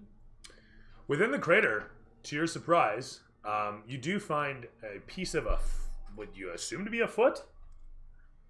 It looks like metal toes after a fashion, but like not toes in the traditional sense, just like the front half of a foot, a metal foot. I'll pick it up. Okay. It's hot to the touch. Okay, can I hold it in my hand, or is it too hot? Like, it's hot. It's not burning you, but it is very warm still. Do I recognize it at all, or does it just look like a metal foot? I mean, you can throw me perception, I guess. Here, I'm not sure how familiar Orion would be with Gary's feet, but I'm quite sure. I'm not judging. Yeah, it's true actually. I'm not judging anybody based on their Orion's into feet. I rolled a 16. Looking it over in your hand, you're like 99.95% sure that this was Gary's foot. Barry, look at this. It looks like Gary. Is it? He once gave me a massage with his feet. All right. I accept that, bro. It is bad to speak ill of the dead. It is now canon. That is now canon. That can be canon. I have no problem with that. I told him I had a knot in my back, and I'm short, so he didn't want to bend down, so he just lifted his foot and started mechanically clawing at my back. And I remember looking over my shoulder and seeing this foot. I swear. think Gary caused this explosion? I can't confirm that. I just know this looks like Gary's foot. If I've ever seen a foot. Do you see any more of him, or should we be trying to reunite him with his foot? And Sean, would you call this a footnote? I'm sorry. Thank you. Well done. Cheers. Thank you. You get 25 experience for that. Huzzah! Oh fuck! I gained a level. Imagine if the DM gained experience. Oh my god! The Dragers are coming back. I don't see any other pieces here. Everything's pretty much blown to smithereens. Perhaps we should hang on to this and see if we can put this all together and make sense of it. But an explosion of this magnitude, what caused it? Oh shit. Only you would know that. You're the more mechanical mind here. As you look upon Barium, as you look upon the foot and wonder about Gary, you think about his power plant for a moment, and you kind of roll it over in your head. You're not sure, but you suspect that Gary definitely had something to do with the explosion here. In any event, as you guys are looking this over, one of the guards comes towards you and hails, and he starts gabbing at you in direct Kalashite, asking if you know Speak anything. English, man. He looks over towards you and grimaces, and then looks over towards his companion, and his companion looks over and looks back and then nods and steps forward. What my friend is trying to say is we are investigating this. Do you know of anything of a metal man who fights with a sword? We do. We had a companion like that. Ah, I see. Do you also have companion who is green with tail, who fight with a bow? Perhaps. Sounds like someone else we know. Asking. There was an incident. We had a disturbance. There were members of a family who were involved in a fight, altercation. It Which resulted. family did this? Who was involved? He looks over towards the one and says, "Kudumbud?" And the one says, "Dregor." To which he says, "Dregor family, guardsmen of Dregors. They have fight with Metal Man and Green Lizard." And where is our green friend? Was he in the explosion as well? We do not know. However, if he is alive, he may be under arrest or charged. For what crimes? For fights, for attack, family, assault of family man, for Dregor assault. And the guy's like fumbling over the words, trying to formulate them for you. And he just keeps looking at your face, seeing if you understand or not. These families, they get into fights all the time, and you guys don't lift a finger to help. And now you're gonna charge our companions? We do not get involved in family business unless asked. And who asked? The family wishes to press charge and see arrest made. Or perhaps they take ransom, say fine, paid to the family for restitution. Yes. Yes. He gives a nod at this. And the fellow over there across from him simply gabs at his friend for a moment. The one guardsman across from him gabs at him for a moment before he looks to you and says, "Your metal man is not under arrest. He is unfortunately no longer alive." Damn them. So then maybe we should just press charges right back. We will also have to seek restitution for the Ramses family. For family of the man formerly known as Ramses. And where can they be found? His family lives over 3 streets from here. Very well. And what are they owed? We are not sure. That is for you and Satrap to convene upon. He gives a moment's regard and says, "Not you, but family's head. You work for..." Hamid Pasha. You work for Pasha Hamid. Okay. And he nods over towards the one. Who's that? Hamid? Call me, come on. The one gives a nod at this, and he pulls out a quill, dabs it in a vial on his belt, and scratches a couple notes down. Okay. We will handle this. You are free to go.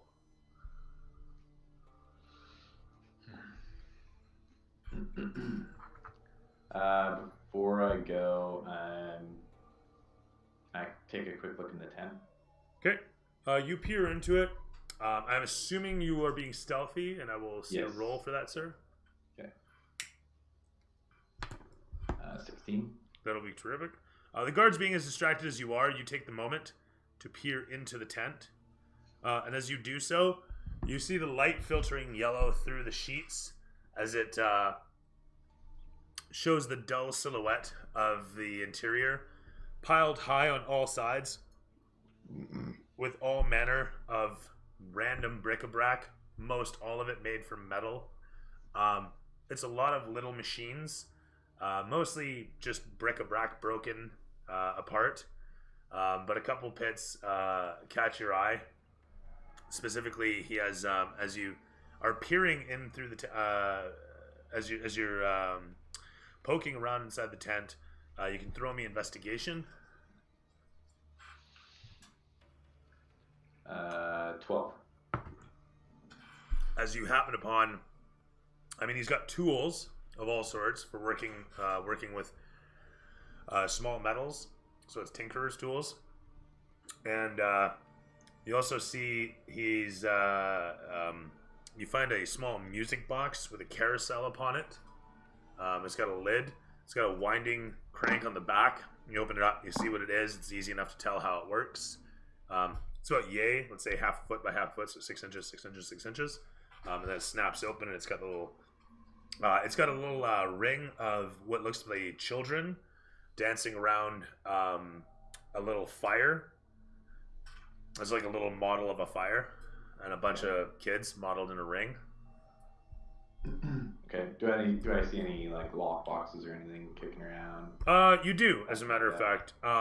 After a brief moment, you do happen to find he's got a couple stacked footlockers, metal, with locks upon them, and then on top of those, he's got, and then on top of a table in the corner of the tent, he's got an obvious cash box. Okay.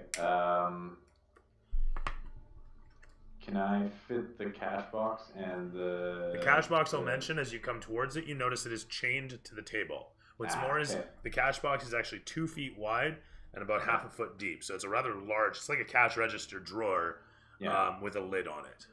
Can I try and pick the lock or? 100%, yeah, of course.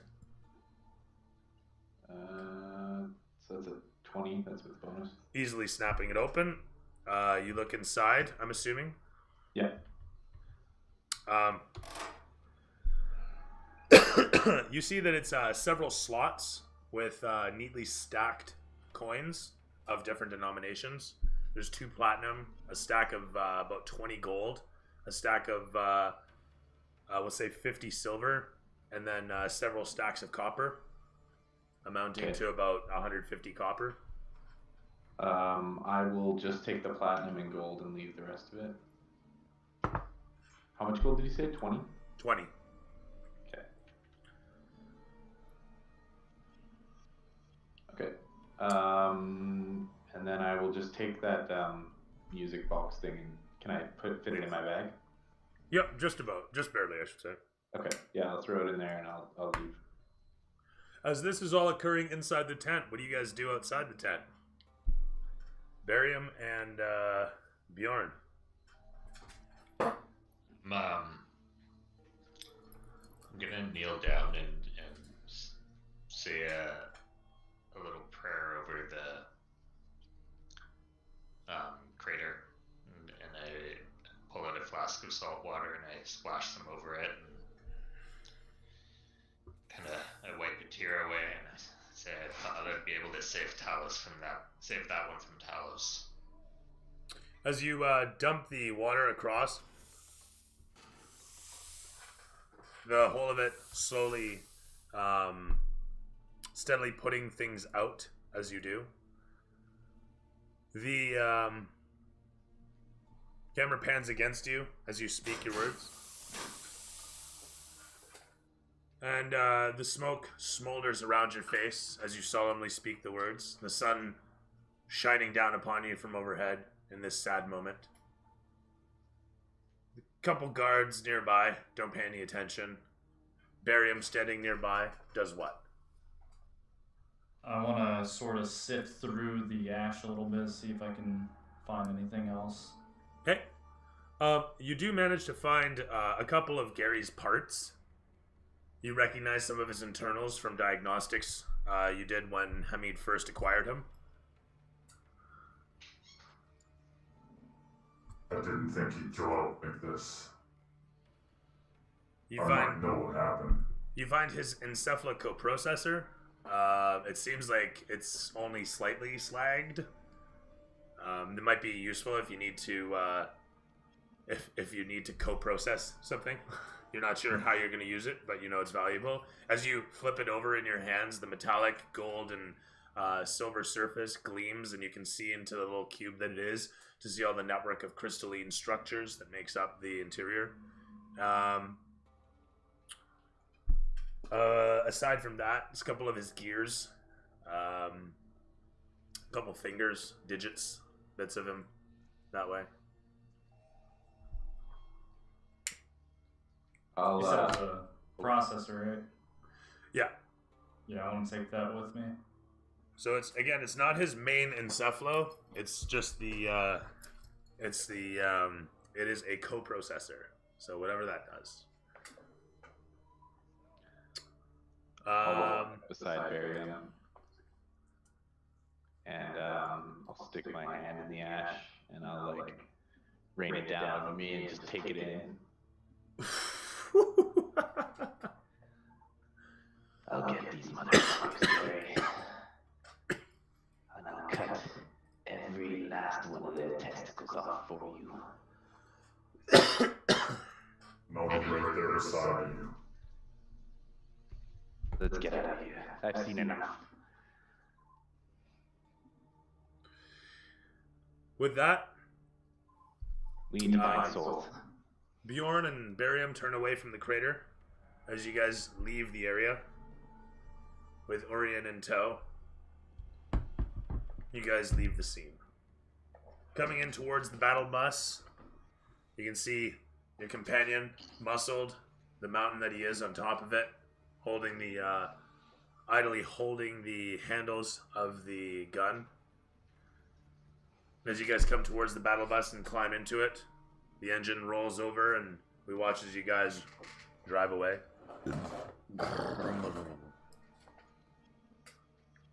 Laz, Gary's gone. It seems he may have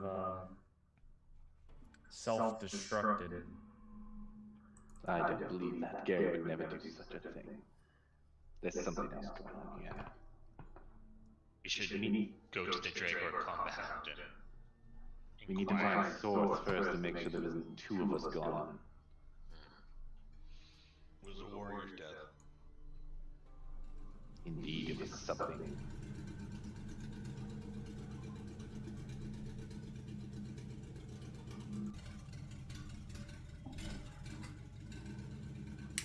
I don't believe those two would attack a group of Dragors out of the blue without any of us there.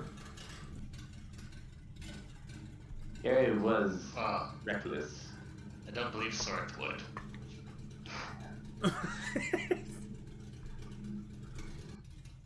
Gary left a good fight. Both. Well, he just likes a good meal, I think. I don't know. This isn't sitting right with me. There's more to the story. Anyways, I kept his foot. Who knows? Maybe we can put it on the vehicle in some fashion. Hey, you found your autopilot. We just put that lead foot right down. You bring up that co-processor and that foot.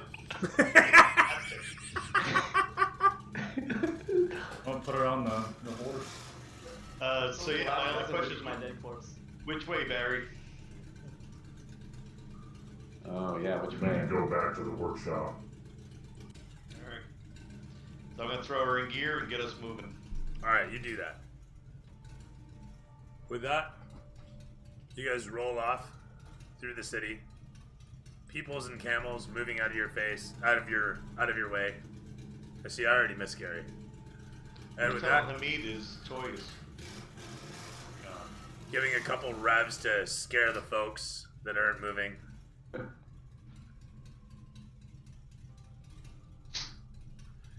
Now is Before long- Source running for the compound too? Or Yeah, I'm actually heading towards the compound.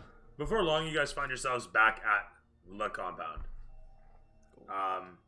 It's about dusk-ish when you guys roll through. Barium, you're fucking exhausted, having not slept at all. Worked through the whole day, and here you are on the other side. It's been an exciting fucking day, and a bit of a rundown in the end.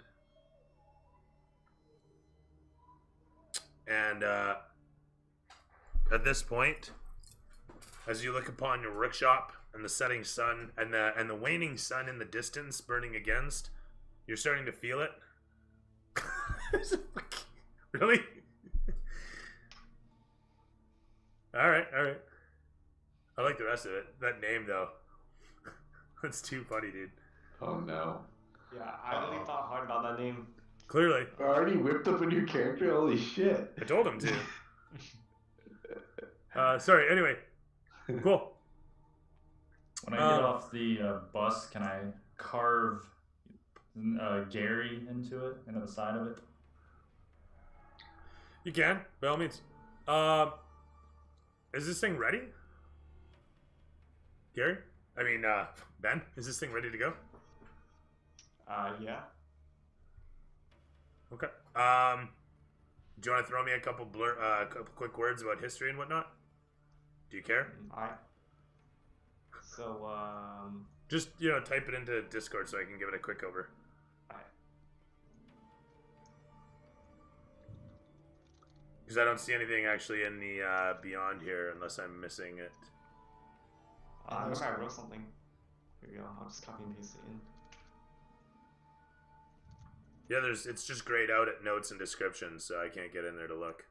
That sucks.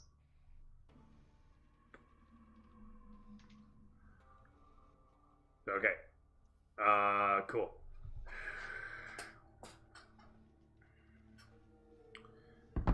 With that, where are we? Having arrived upon the compound, like I was saying, Barium, you're looking at everything, and you're feeling super fucking exhausted at this point because it's been all day, all night. But that said, you can either turn in, or you can roll me Constitution to stay awake and good and rocking and rolling. I'm gonna turn in the night while sort of mumbling to myself in anger. Fair enough. As you enter in upon the compound and park the battle bus, and you disperse, disembarking. A lot of you making your way off the bus. You guys watch as Barium, mumbling to himself, frustratedly disappears away. The camera pans against him and his reducing silhouette as it pans in against Bjorn. What do you do, bud? I think I'm just gonna kind of pace the workshop for a bit. Okay. And camera pans against the compound's entrance. And we look at the entrance to see the green scaled form of Sorth walk in through the gates, having ran across town. Of course, you guys drove. He was running. But that said, you enter in upon the compound, and what do you do? I'm exhausted. I just got my ass kicked. So I'm probably gonna just walk to bed. Alright, sounds good. Do any of us notice him kind of walking in completely shredded to shit? Like bleeding randomly? Any of us? Well, like, do we see him coming in, or? Yeah, totally. I mean, you guys are parking the van and disembarking from it when, what is it? During the disembark and everything like that, no. But then if you don't go to sleep, you do see him. That's really the simple, long and the short of it. So, my question really is Barium's already gone to bed. Bjorn, you said you were... I'm down in the workshop. Pacing around. Yeah. Just can't quite sleep. Fair enough. Orion? I'm going to be in the workshop as well, working with some of the lower class engineers that work under Barry. I'm trying to figure out some way to make use of me with the weaponry on this thing. Okay, and Laz? I mean, Laz isn't fazed by a whole lot of this. I mean, the guy went out in blaze of glory, so he's really okay with that. So I think I'm heading to bed. I mean, if it's late at night and I don't have anything else to do right now. It's not, actually. It's about dusk. Oh, well, yeah. No. Well, then if there's nothing else going on and Barry's asleep, there's no work going on in the shop, I'm going to have to play dice. All right, sounds good. You catch sight of Sorth as you're heading out. What happened to you? The Dragors attacked. The metal man blew up. I'm tired.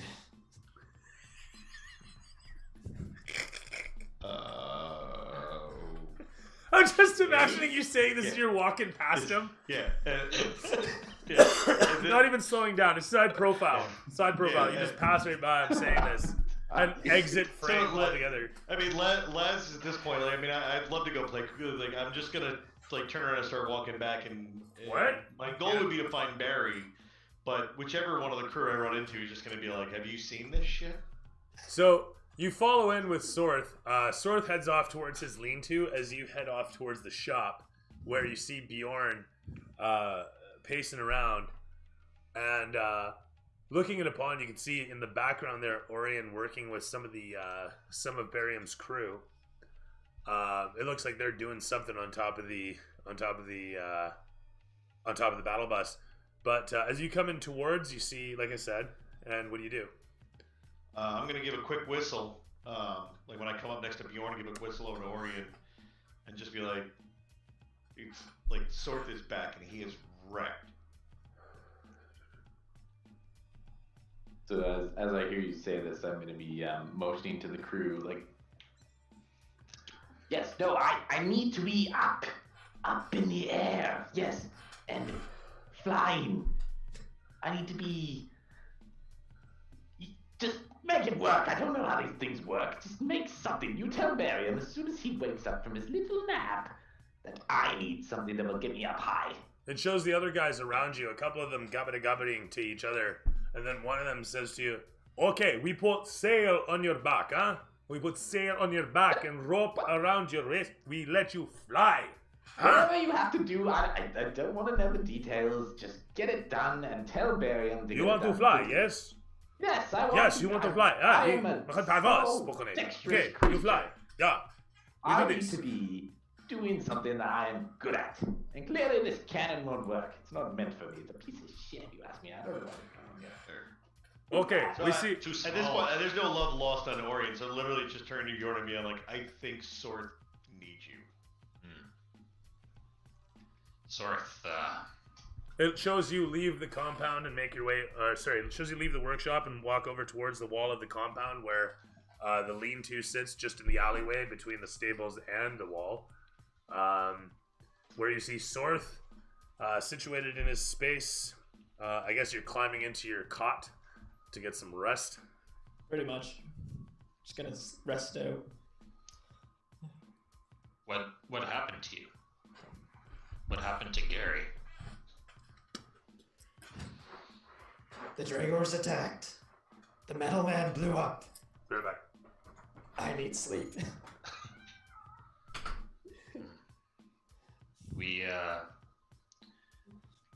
We should report this to Pasha. Be my guest. He may have questions for you. You can still walk, no? I'm just gonna nod. Yeah. Begrudgingly. Alright, let's go. I mean, I'm there with you, so I can. Well, I'm there with Bjorn, so I can help. Kind of shoulder some of the load and walk you in there. Yeah. Okay. Let's go talk to Pasha. As an outside thing, this isn't exactly what I was thinking. My thought was just that the healer would heal the guy that has a bunch of chunks of flesh missing. Just as an aside for the whole goal here. He's not dead yet. I wish I was this fine. I don't like talking. I wish dying. My magic's for to help people continue fighting. That's fair. Alright, are we going to Pasha? I think we should probably. Okay. Just to be clear, it's not that I didn't prepare Laz.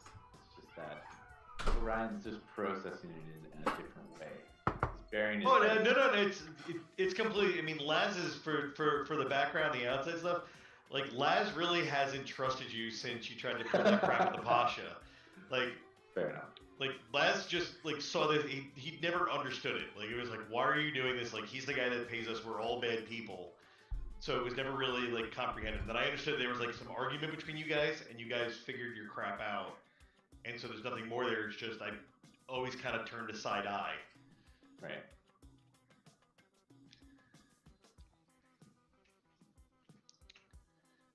I just think about the scene from Mega Man X on Super Nintendo where Zero blows himself up. To kill Sigma? Yeah. And then Sigma survives anyway, so wait. it's well, way to go, It asshole. wasn't Sigma. It was the purple guy. Forget his name. Oh, yeah, no, fuck. He had a Mandalorian helmet. Yeah, I totally remember him. I know exactly what you're talking about. It's just He blew himself up to get rid of that big, mech that he was riding. Vile. Yeah, yep. Can't believe I remember that, actually. Go me.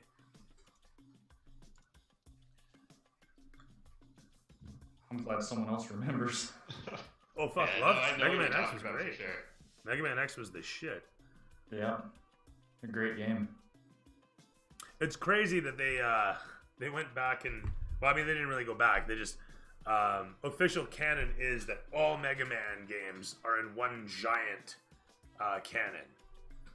And that it starts out... I can't even remember the order, but long and the short, all the Mega Mans are all part of one giant canon, one giant timeline. That's crazy. Yeah, it is actually. And it's the network stuff, if you remember Mega Man... I can't remember whatever that fucking game was. Battle Network? Yeah, something like that, where you're basically a virus, or you're a computer program and you disperse viruses, or you fight viruses, or something like that. That's supposed to be in the year 30,000 AD. You know what I mean? And it's the same timeline, just way ahead of everything, 20,000 years in the future. That's insane. Right? I didn't know that. I only just seen that in a video. I don't know, a couple months ago. I was watching it. All right. Okay. I think they're going to see Pasha. We're going to go see the Pasha. You do so. Coming in upon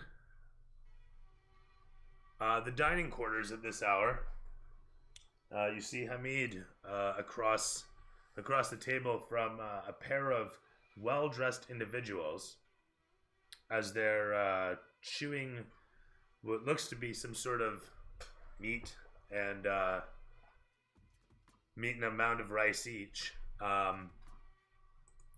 They're bantering back and forth about something or other. You're not quite sure as you enter it upon. The scene is such with the doors open, the wind blowing through the place. It's obviously a warm evening with the windows open there. As they're eating busily, you can see one of the servants bring over the giant hookah that he sets down next to the table. Starts to clear off some of the empty plates from the table, leaving the space with the odd bow here and there. The camera pans against you guys as you enter it upon, and Hamid looks over and says, and here they are. I give you the men that the individuals I was speaking of. Please, my friends, come forth. As you guys come in, you note a distinct lack of a certain individual. Pasha, a word in private. He looks you up and down and simply looks at his two guests and says, "You will have to forgive my men. They are not necessarily familiar with who you might be. However, in this case, I may also have to ask that you forgive me." He gets himself up off the floor, standing up straight, straightening out his robe. He moves in towards you and beckons forth through the doorway. I follow him through the door and shut it behind us. I say, Pasha, the Dragors attacked Sorth and Gary in the market. Gary's been killed. He raises his eyebrows, and although he's a bit distressed, he's somewhat nonplussed. He gives a shake of his head and says, "This is a shame.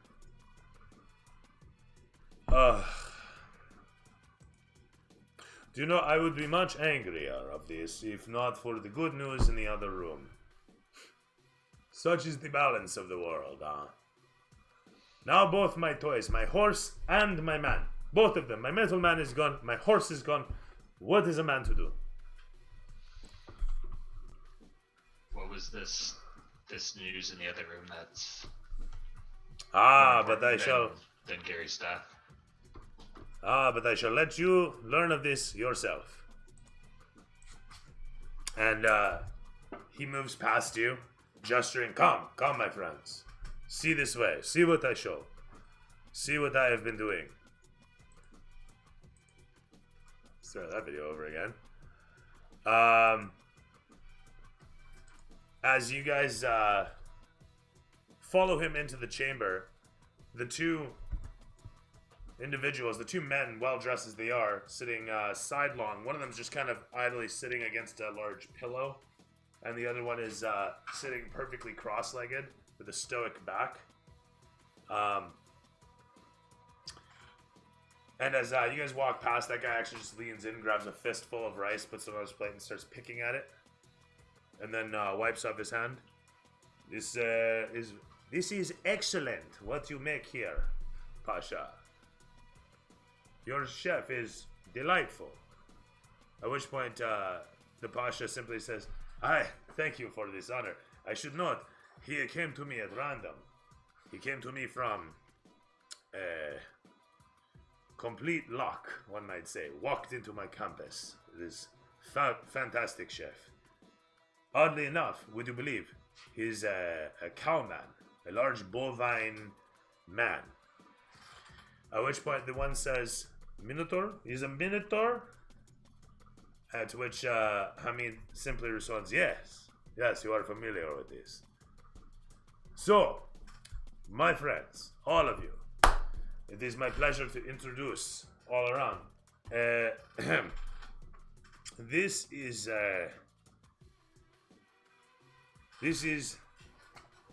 Aga Zakaria Al-Dayal and his Vizar, the fellow Nurelbrach.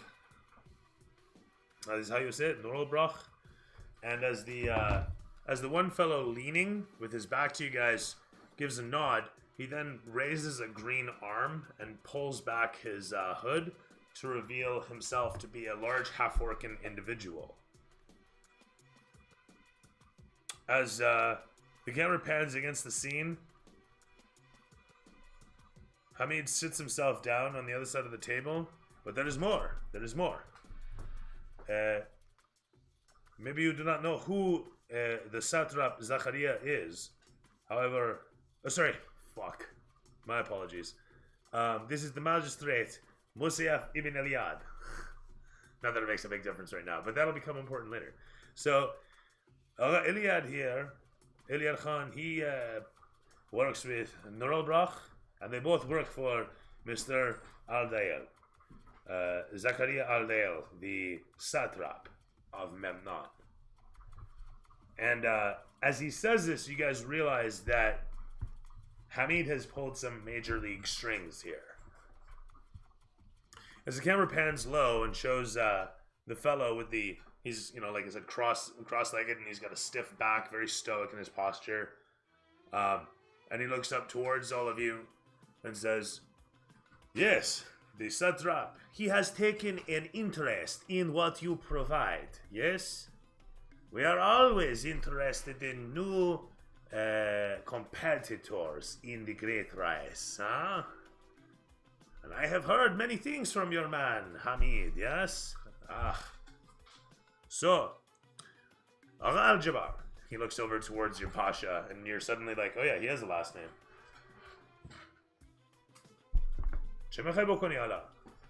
And Hamid says, please, they do not all understand Kalashite. We speak Northern, huh?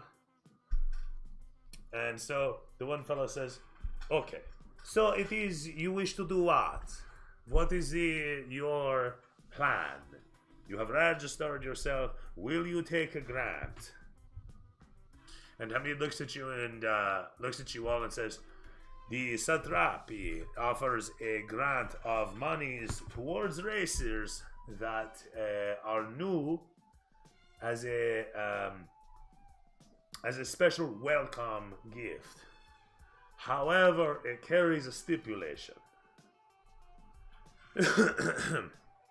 You are not allowed to be aggressing in the first race. If you are to take this bond, you are accepting to be peaceful in the first race. The complication, of course, we filed yesterday to lay claim to properties, so we are now aggressors. So we have the option, as Agha here put it, to return the fuel in exchange for an additional 1,000 platinum coinage, huh? And he looks towards you, 10,000 gold to start.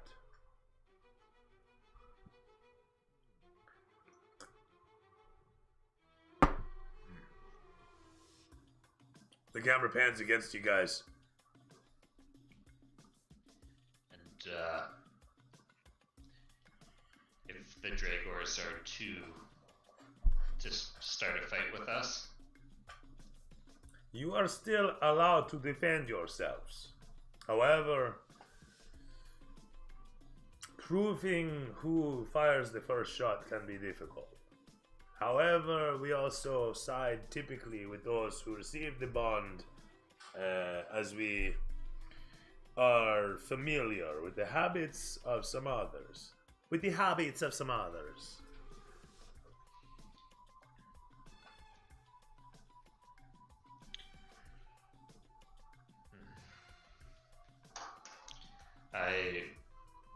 I can't decide this for the crew on my own. Oh, I had assumed we have that there was a more than just vendetta you there. against the Dragors, and I can't promise it would be acceptable to everyone if we were to just let this go. Of course. Can I lean over to Orion and be like, should we get Barry? Is Orion even there? Well, I had assumed that everybody went together, well, except for Sorth. Oh, no, I'm actually there. It's actually Oh, just you're- Oh no, you're right. Orion wasn't there. It was It's just. I mean, unless you stop by the shop to pick me up on the way. Oh yeah, it fair was enough. Laz, Okay. Bjorn, and Sorth because Orion was getting fitted for his wings. That's right. Barry's asleep. Okay, never mind. So as I was saying, the camera cuts from you guys for a moment to show, as you say, should we get barium? It shows barium, and as he's snoring, you can like see shit around rattling for how hard he's snoring, and it just shows us for like an awkward 6-second scene of barium just like drooling and snoring as something nearby, like an urn, makes its way vibrating to the edge and falls off the edge, shattering. He doesn't wake, he doesn't rouse at all. He just continues to snore right through it. I feel like Laz would be like one of those like leaning over to Bjorn like, should we get Barry? I'm getting Barry, and then just walks out because this is above my pay grade. And it cuts from that 6-second scene to show your face again as you say, I'm getting Barry, and get up to go do it. It then cuts from there to show, the fuck was the other one? Orion, as you see the we're looking at Orion's face as he's got a raised eyebrow, or whatever your curious expression might be, and then it shows the three workers, three of the laborers on the other side. They got their like heads together as the one guy in the center is doing this, and they're all squeezed their heads together side by side to look through that single frame. Jim, and the one says, I think he is going to get sponsored by Red Bull, huh? And the camera pans against you to show you with like this cable coming off you on the back of the thing, and it shows this massive set of wings spreading off you, and you look like a very small but very epic flying squirrel. You know, a small epic flying If squirrel. this works, I'm gonna have to change my name to the Sky Kraken. Yes. The guys then play rock, paper, scissors between each other. And when one wins, he says, okay. Then he gets out a pair of shades, puts them on. Bad to the Bone starts playing, and he gets into the machine. The other two say, okay, you climb onto the back, huh? You climb up onto the back. It's just right here, yes? Yeah, you get them on there. Okay. Alright. The one starts counting out coins and hands it to the other one, and he takes it. And he pockets those coins as they look at him. Okay, you get up there, yeah. You better be betting on me. The engine fires up, and the battle bus rolls by as the two guys run up to it and jump into the side in through the side opening, closing the hatch as one is like, yeah! The battle bus rolls out. You guys situated inside the chamber, across from Hamid, watches the battle bus rolls out with Orion obviously on the back, this little figure, but he's got a bunch of like weird apparatus coming off him that you aren't sure exactly what's going on. It looks like a big leathery tail. In any event, as you watch the battle bus roll out to the compound's gate, check for, impending traffic, camels, magic carpets, that sort of thing. It then grinds the gears for the moment as the engineer is trying to figure out how to work the clutch. and then a moment later he pops it and stalls it. He then restarts it, and as it fires to life, he slowly rolls away. Really heavy on the clutch as he lets it slide in. God. Before long, you guys are out into the open fields, and the camera pans back to the chamber. And the fellow across from you, Bjorn, looks you up and down, and then looks to Hamid and says, "You have quite the mix of peoples, huh? All sorts of interesting forms of funky shans." The camera pans against Hamid as he gives a nod. "I believe it is important to have many talents in a team. You all specialize in breathing weakness." The camera pans against the half-orc's face as he gives a solemn nod. "You are correct. It is good to have many forms of peoples at your disposal. And these people seem a good example of this. You are smart this way, Al-Jabbar."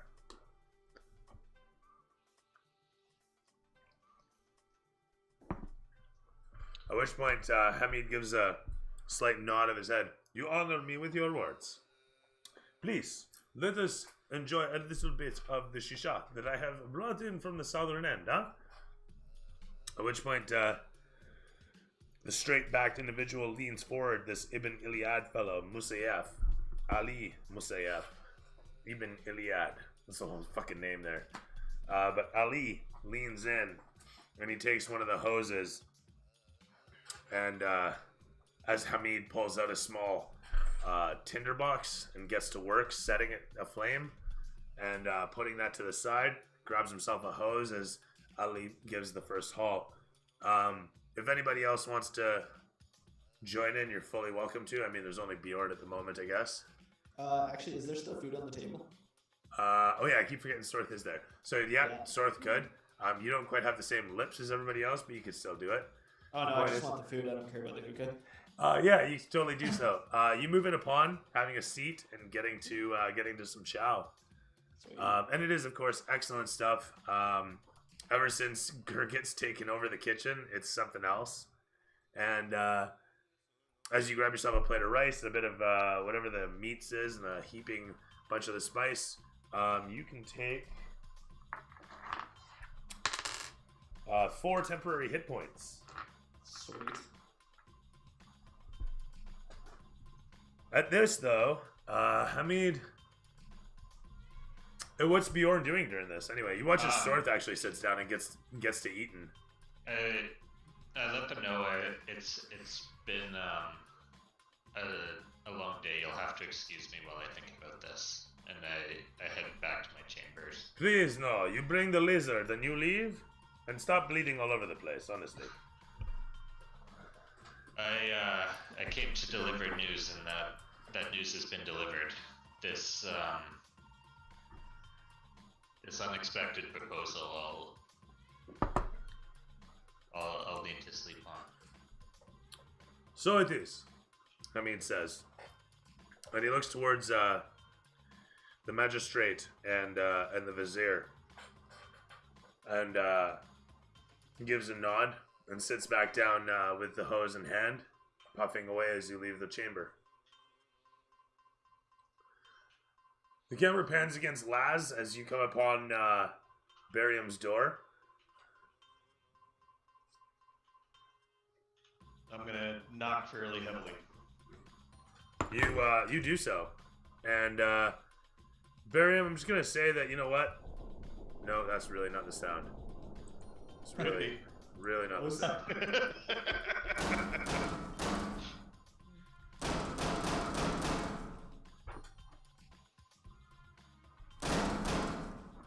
Not waking up? Alright. I didn't sleep for over days. Just knock it down, bro. No, I mean, if he's not answering, I'm just gonna head back. Do I run into to Bjorn as he's leaving? They might not be locked. I was gonna say, yeah. As you're hanging out waiting for, it's not long before Bjorn appears, as all of your chambers are around the same area in the same hall.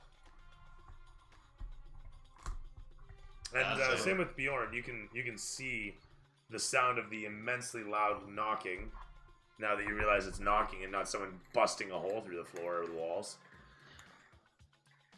Laz, I think we should let him sleep. We can figure this out in the morning.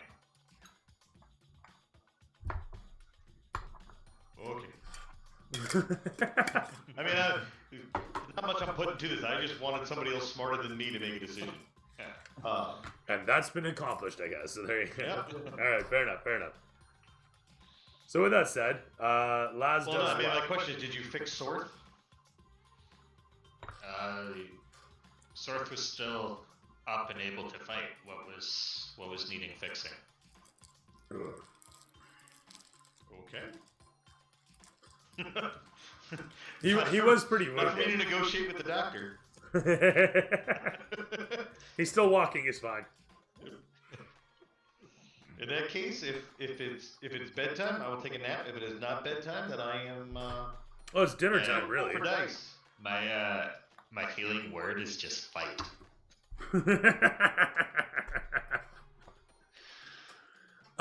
Like Killer Instinct, fight on. And so, yeah, I mean, Laz, you give a shrug and head on out from the hallway, out from the compound, and head on out to your favorite dicing spot. And, oh,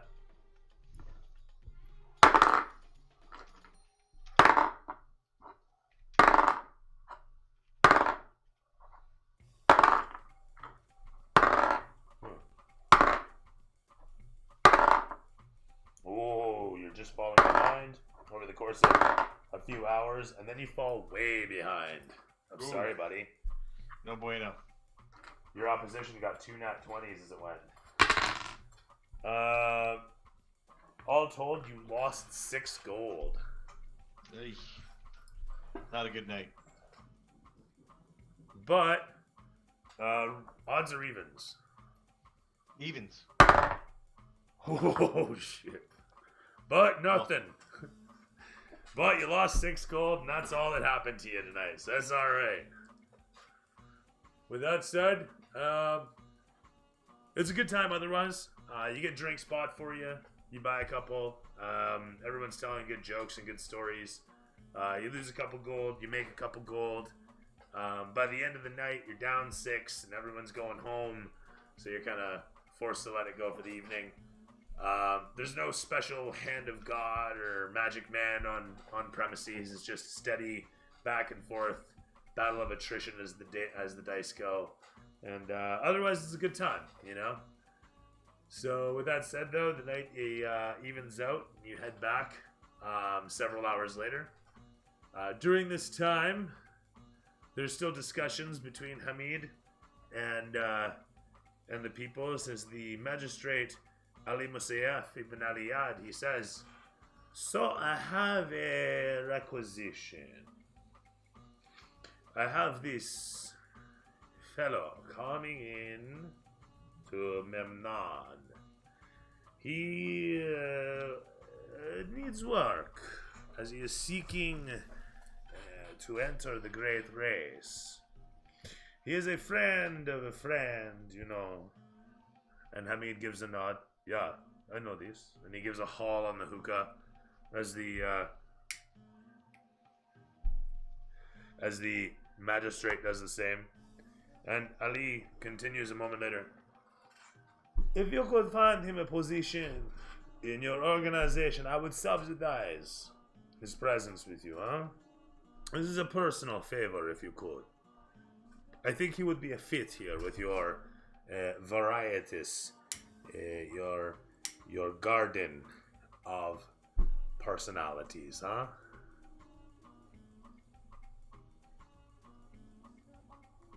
There's a moment that passes as they puff away, looking at each other, and then Hamid finally says, "Okay, you will subsidize him, huh? Okay."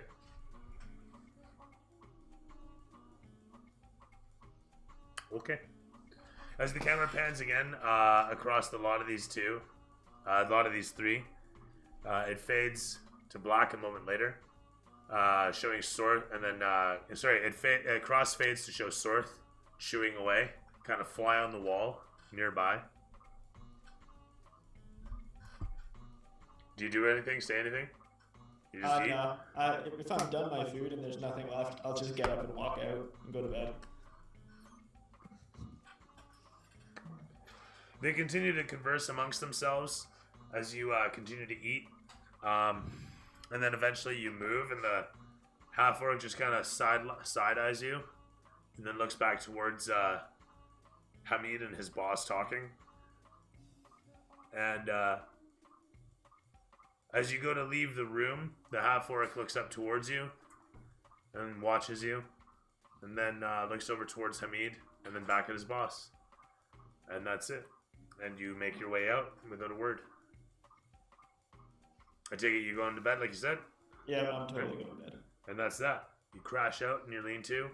As you're just bedding down, Kurgan ends up walking in. And then as he's hanging up his bag, which is like a big paperboy bag, he hangs that thing up and opens the side of it, and you hear a as he takes it out, and suddenly crack snaps the neck on it. Hey, you hungry? I'm gonna make a chicken. Shoot back up out of bed. Before long, you regale for him as he looks upon you and says, "What happened to you?" And he stumbles in. "Oh my God, what is God? Oh my gods, look at this. Who has done these things to you?" The Dragors. Who? The Dragors. Kurgan just thinks for a moment. Ah, of course. The family, the red fellow who come here, yeah? Yeah. When did this happen? He starts to take apart the chicken and make the food. As you regale the story for him, he's aghast, surprised, he's pissed. He looks at you a couple times over and he just shakes his head. "We will get them, huh? We will get these bastards. I know a few people in the market." Good. Good.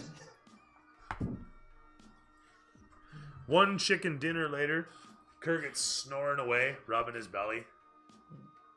As you climb back into your cot, and before long, the swinging puts you out. The camera pans against the whole of the compound as the guards walk their perimeters, conducting their duties, holding the place secure. As the day turns into, as the night, dusk turns into night, and the night turns into morning, the slow dawn that creeps along suddenly illuminates each of your rooms once again. As you're roused from sleep,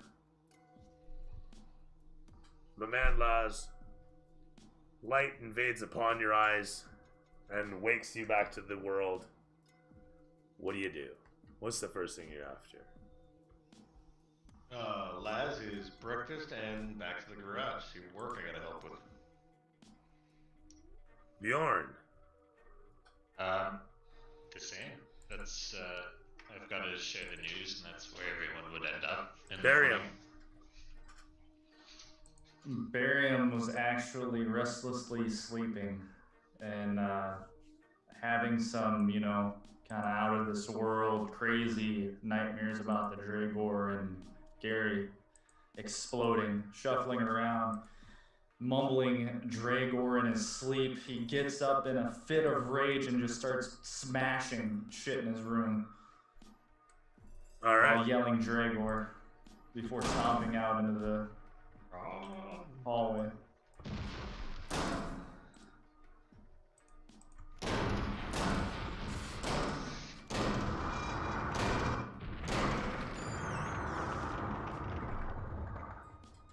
It's really terribly destructive, and you managed to smash a lot of shit in a fit of rage. and it's really epic. It's kind of like Apocalypse Now, where Martin Sheen just starts smashing the place up. I'm assuming less crying on your knees. And also, you're not drunk. Martin Sheen was fucking hammered, apparently, for that scene. That was what it was. Real, too. Yeah, he was in a room for like, I don't know, 18 hours or some shit, and it was just him in a room drinking with a camera on him. That's it. That was that scene. So, right on. Yay for mental illness. Yeah. So with that said, not to say that he's got mental illness. I'm saying like for simulating mental illness on camera, right? Well, and provoking it through. Oh yeah, thank you. The guy in the room. Totally. Oh yeah, no, I forgot about that part. Holy shit, totally forgot about that part. The mockery. Yeah, the director was nuts on that one. All right. So, where was I here? I'll have you know, Francis Ford Coppola is a genius. Just ask him. But anyway, like I was saying, so far everyone's getting up, going to the thing. Barham gets up, smashes the fuck out of his room. This is before anybody else really gets up. You know, being woken up by a nightmare as you are. You wake up early on, probably about an hour, half an hour before everybody else. Just before really the sun's rising up. What do you do? Well, the only thing that I can think is probably just to go for a walk. You do so. Just leave the compound, walk down the street. All right. The camera pans against the hallway to show you walk out into it in the quietude of the compound. As it is, you walk past one of the few servants that's awake at this hour. She's currently folding some linens and watches as you walk by without a word. Actually, she doesn't even really watch you. She just kind of bows her head as you walk by. Doesn't say a word. The camera watches as you make your way out into the crisp air. It doesn't follow you. It just stays on her as she kind of shakes in fear at your passing and continues to fold. And we can hear your footsteps. And as you're walking out of the place, we can also see how she seems to relax slowly from like her super tense folding mannerisms to like she kind of relaxes and she's folding okay. And the camera pans up slowly to show the window where we see you walking along the compound, making your way across the grounds and out the gate. From there,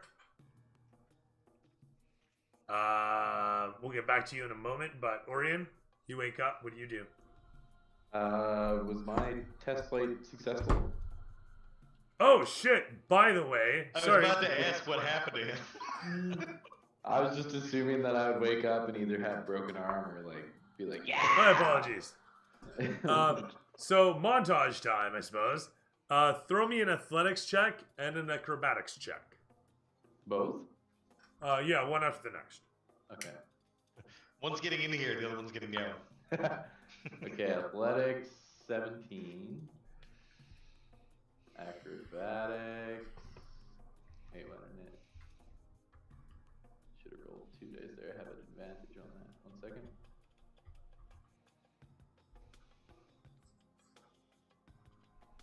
Okay, there we go. So 17 for athletics and 16 for acrobatics. All right, terrific stuff. With that, I don't know how this sounds offhand.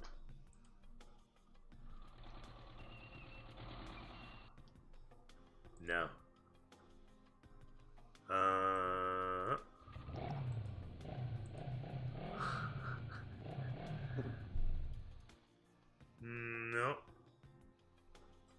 I don't have a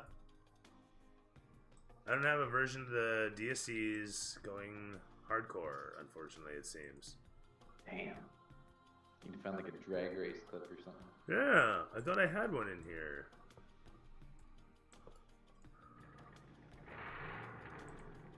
No. Alright. The machine makes its way through the streets like a quiet dragon, growling and roaring here and there as the engineer has figured out the clutch and the gears makes his way out into the open air and begins to rev it high and suddenly peel out, rolling out, and suddenly letting the clutch pop as he hammers down on the accelerator, and the whole of the battle bus lurches forth, rolling out as fast as it can against the sandy night air. A massive rooster tail explodes up behind you as the machine hurtles forward. As the wind slams against you like a fucking wall, you feel the pressure build almost immediately and intensely. And as it catches under your wings, you do what comes naturally. And you let yourself ride the wind. And sure enough, as it picks up underneath you and picks you up steadily, the wind lifting you as if you yourself were but a bird. You almost don't believe it yourself as the battle bus begins to recede under your feet and you feel weightless with your feet leaving the back. As the battle bus hurtles ahead, flying into the darkness, the massive cloud of sand exploding up higher and higher behind you as you soar higher and higher until yank, the tether goes tight and taut against your waist as you fly soaring overhead. The bus roars away down diminutive 50 feet away from you underneath. As you hurtle forward, you swing this way and that before long, managing to figure that you can in fact swing yourself and sway and fly as a bird in the breeze, managing to dip and rise like so much Mario, just without the yoink sound effect. The bus continues to hurtle across the sand, dust and dirt flying up, as the engineers sit on the back of it. Gah! Look at them go! Da ha ha! Scarcely believing it themselves as you hurtle forth through space until it slows down, slowly coming down. You manage to tumble out of the air and catch the wind such that you come to a nice soft landing on the back of the bus not a moment later. And as the bus continues to scream across the sands a moment later, you fold the wings, the engineers, I should say, run in and fold your wings together and give you pats on the shoulder. That was amazing, they say, as they bring the bus around and head back towards the town a moment later. You see, lads, I told you I'd be the Sky Kraken. You think you could hold a crossbow? I can do something. I will figure this out. I appreciate your help, and I will have to talk to your boss and come up with some improvements for sure. The Dragors may have a dragon, but they don't have a Sky Kraken. Can't argue that, I guess. Laz is just going to be happy that he's in the air and nowhere near the cannon. Because like we're slowly running out of jobs that you can do besides being dragged behind this thing. Like you can't drive it because you you killed me last time. I'm too short. And you can't fire the cannon because you shot the goddamn bus. So like this is probably the best spot for you. Yeah. I can always just cut him loose. You can cut me loose and I can fly onto other crafts. Yeah, man, I was gonna say, I can actually not a bad use my boarding dexterity, you know? That was And we have an extra spot on the bus now. And I got advantage on acrobatics and athletics, so that's a little bit of, saving grace. The camera pans against Sorth's lean-to as Kurgit steps out into the open air. He's got his bag that he picks up and puts over his collar and checks the strap. Spits a little bit over to the side and checks his ring. Then makes his way past the camera. The camera pans behind him, back in behind him, and sees you still sitting in your cot. At least it sees the cot still swinging, and we see like your hand, your arm, lazily hanging out of it, and the whole of the cot still swinging side to side in the breeze. It's a warm morning. We see a lizard actually crawl across the floor, sniff the air with its tongue, and then dart away, disappearing through a hole in the wall. You rouse slowly, and what do you do? I'm actually going to head to the workshop. Okay. And, Orion, as we were the next morning, after, I imagine, titillating dreams of being a winged squirrel soaring through the air, consuming and murdering your enemies, you wake up, peaceably enough, and what do you do? I'll run to Barium's room in excitement, see if he's there, because I want to talk to him about any ideas he might have to improve this miraculous mechanism. Fantastic.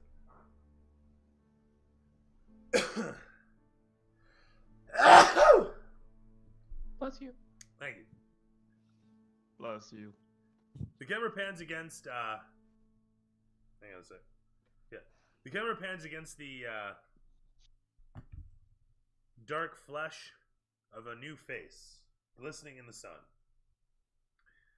As he makes his way through the crowd, the camera pans, against his chin, his ear, and then, shows him from the back of his head. As he, makes his way through the crowd. People don't pay him too much attention. He's dressed as anybody else in this environment. And as he makes his way through the crowd, we can see that he's jostling with his the front of his cell for a moment as he pulls out a parchment. And we see the parchment has the seal of the magistrate Ali Mosayef ibn Iliad on it. And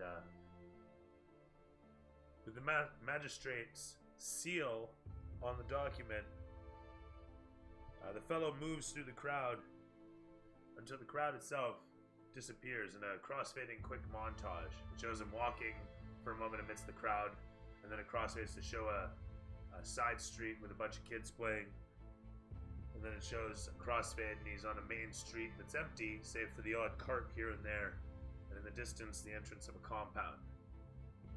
It crossfades again to show you entering and upon the compound's gates. As you do this, you look over towards the main building that you see there, and you can see that there's a workshop yonder, and a large metal contraption of some sort with 6 large wheels. You'd heard of this. You can see the lean-to by the stables and the stables themselves. And finally, you see the guards' quarters off to the left of the whole compound, opposite everything I just mentioned. As the sun is risen to about mid-morning at this point, you're a bit sweaty from the walk here. Looking around the compound, you see a few guards. One of them approaches you slowly and asks your business.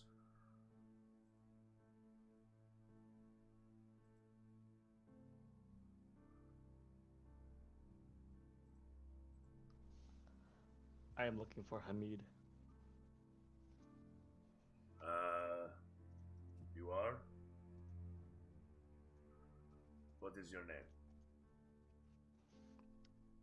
My name is Mathiste. He gives a nod at this. You have a reason to see Hamid?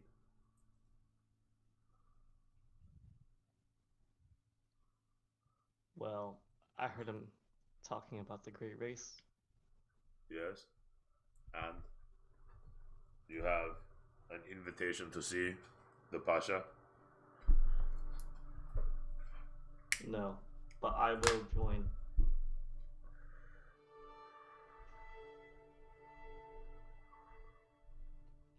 I do. With the seal.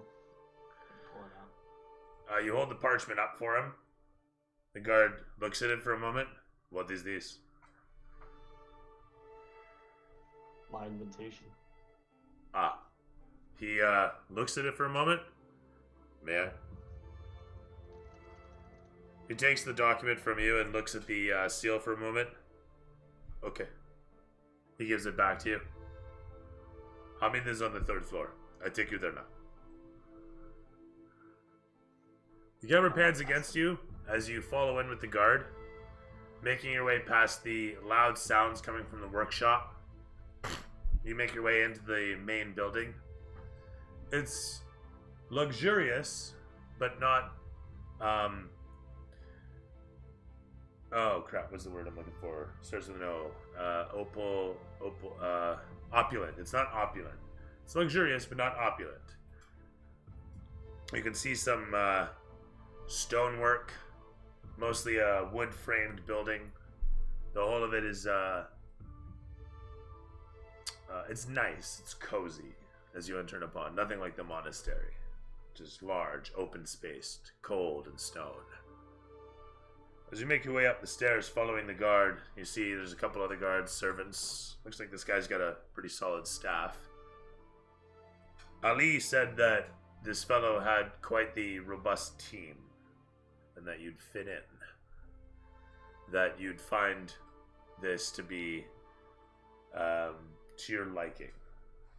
You're not sure what to think so far, but as you make your way past the 2nd story onto the 3rd, you come up to an open-air office with the doors open on 3 sides, stained glass windows, and a fellow in his mid-30s, dressed in some finery, situated across from a rather elderly gentleman, also dressed in some finery, as they're quietly arguing about something. And as you enter in upon, the elderly gentleman simply does one of these, nodding towards you, entering upon with the guard, as the guard, Aga, my Khan, I bring you a guest. Mathist, he says his name is. Hamid looks over towards, you are the fellow coming from Aga Musayev, yes? Indeed. Welcome, welcome. Please, have a seat. He gestures towards a couple cushions nearby a hookah and table. I sit down, ignore the hookah. He sits down across from you and pulls out a tinder box that he places next to the hookah. Please, do you care? No. Very good. Do you mind if I? Go right ahead. He does so. The elderly fellow sits down across from you, mimicking your seating, as you are both situated against the cushions, sitting, I'm assuming, rather stoically. Like, good posture, chest out, that sort of thing, shoulders back. Yeah. The elderly fellow does as well, a little more relaxed. Hamid looks at you and says, I welcome you. This is my vizier. I'm nodding to him. His name is Mr. Mansur Al-Ahad, and he is a very trusted individual, as you might imagine, being my right hand. He is responsible for most of the communication that occurs in my compound, in my empire, if you will. Perhaps one day, huh? And he looks over towards his vizier, and the vizier kind of just looks at him like this, giving a nod. Perhaps one day, sir. So, you have come to me. You are seeking work, yes? You wish to be, as Ali put it, is part of the great race, huh? Yes, that's correct. He gives a nod at this. Do you have any skill as part of a crew, the question is?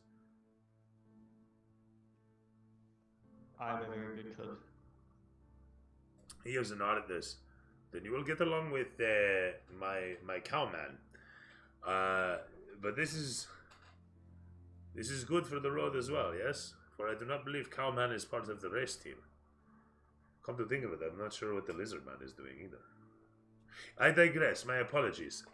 So it is that you have arrived with a need for a duty, and so it is that I will be employing you as part of this team, yes? You understand this? Of course. He gives a nod. Excellent, excellent, fair.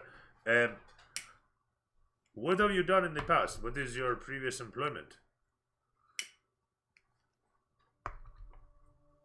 That is none of your business. I'm begging your pardon, if you will. I simply ask for my curiosity of what it is that you have as talents that we may take advantage of. Perhaps we start there. I kill people. Ah. With the power.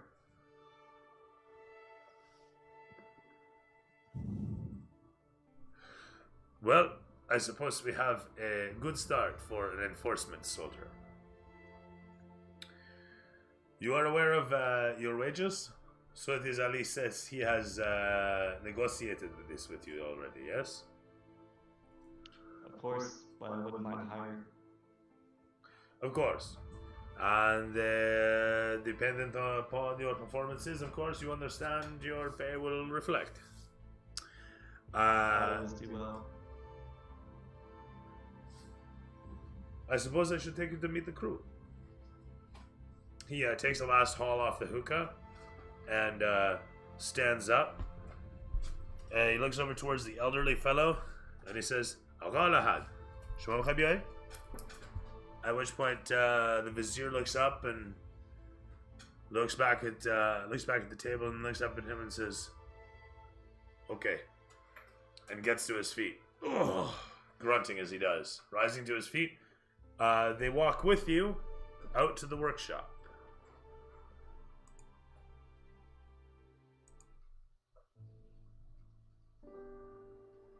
No.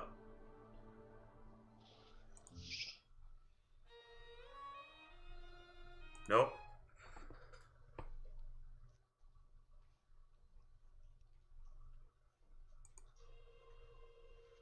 No. No.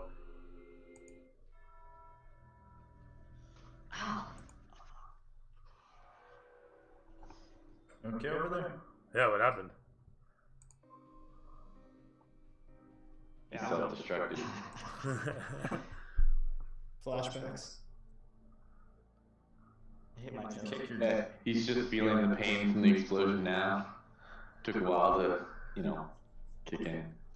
The camera crossfades as you guys leave the chamber, making your way out into the grounds, and then sometime later, some moments later, arriving in the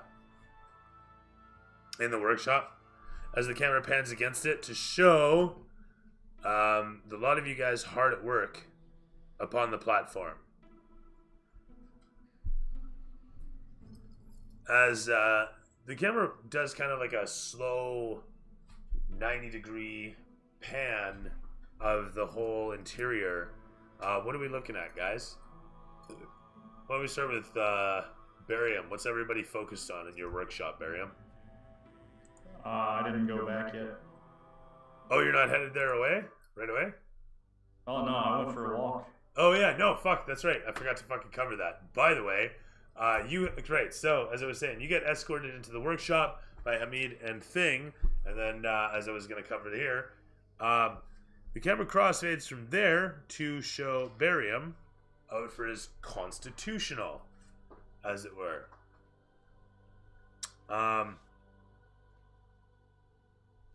As you make your way around, traveling the few streets around the compound, nearby the compound, do you wander away from the compound or do you stick close?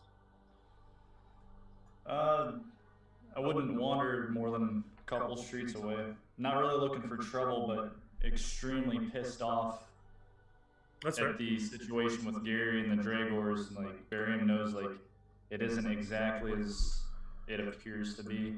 That there's more to the story, but he's sort of fuming and needs to walk it off. As you're fuming away, you pass by an alleyway, and out of the darkness of the alleyway, you watch as a small figure, a small form on 4 legs, walks out, trotting nearby, staying about 20 feet away nearby the building that it walks out of the alleyway next to.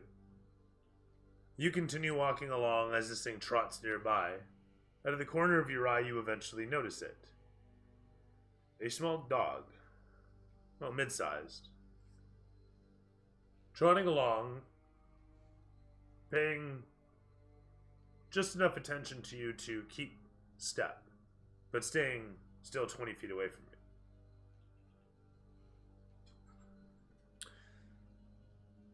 As you continue your walk, it continues walking with you, following you with intention. Peoples in and around the compound's various streets are quite the mishmash.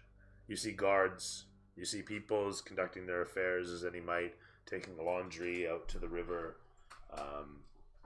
heading out to whatever destination that they might need to go to. Cartloads of goods and rubbish being taken to and fro along the roads. Yourself, you eventually find yourself heading back towards the compound. The dog's still trotting along with you. Scruffy looking thing. Patchwork fur. But it doesn't pay any attention to anybody else. And it continues to follow you, staying, like I say, 20 feet away the whole time. Eventually, you make your way against the city streets towards a bunch of carts situated on the one side. There's smells of food wafting away from these carts, strikes you rather hard. They've each got whatever variety of breakfast foods on the fry, giving passerbys the opportunity to pick up a shawarma for a couple copper.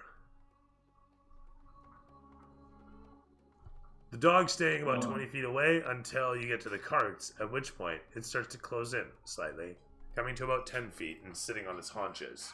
As you come in towards the carts, the guys shout out towards you, "Ah, El Habibi, hey! You come, you eat, huh? You look like you eat big. I make you something special. You love it. You like spicy meats. I got the spiciest in all Memnon. Come, see it of mine." Yes, like to order 2 plates. You sound like thunder rolling in across the dunes, my man. You want 2 plates? Haha, you get them now, yeah. That's 4 silver from that. 2 plates, heaping. You make them quick. He shouts over towards his assistant, who's you see pops up from behind the cart there, and he's like feverishly cutting up meats, and he takes a big fistful and plops them down in a frying pan they've got sitting over a fire. And as soon as it does, the smell hits you, and you realize you are starving. That said, though, the dog stays 10 feet away. Yeah, I want to set one of the plates down and kind of, call the dog to come up and eat. You do this. The dog doesn't move.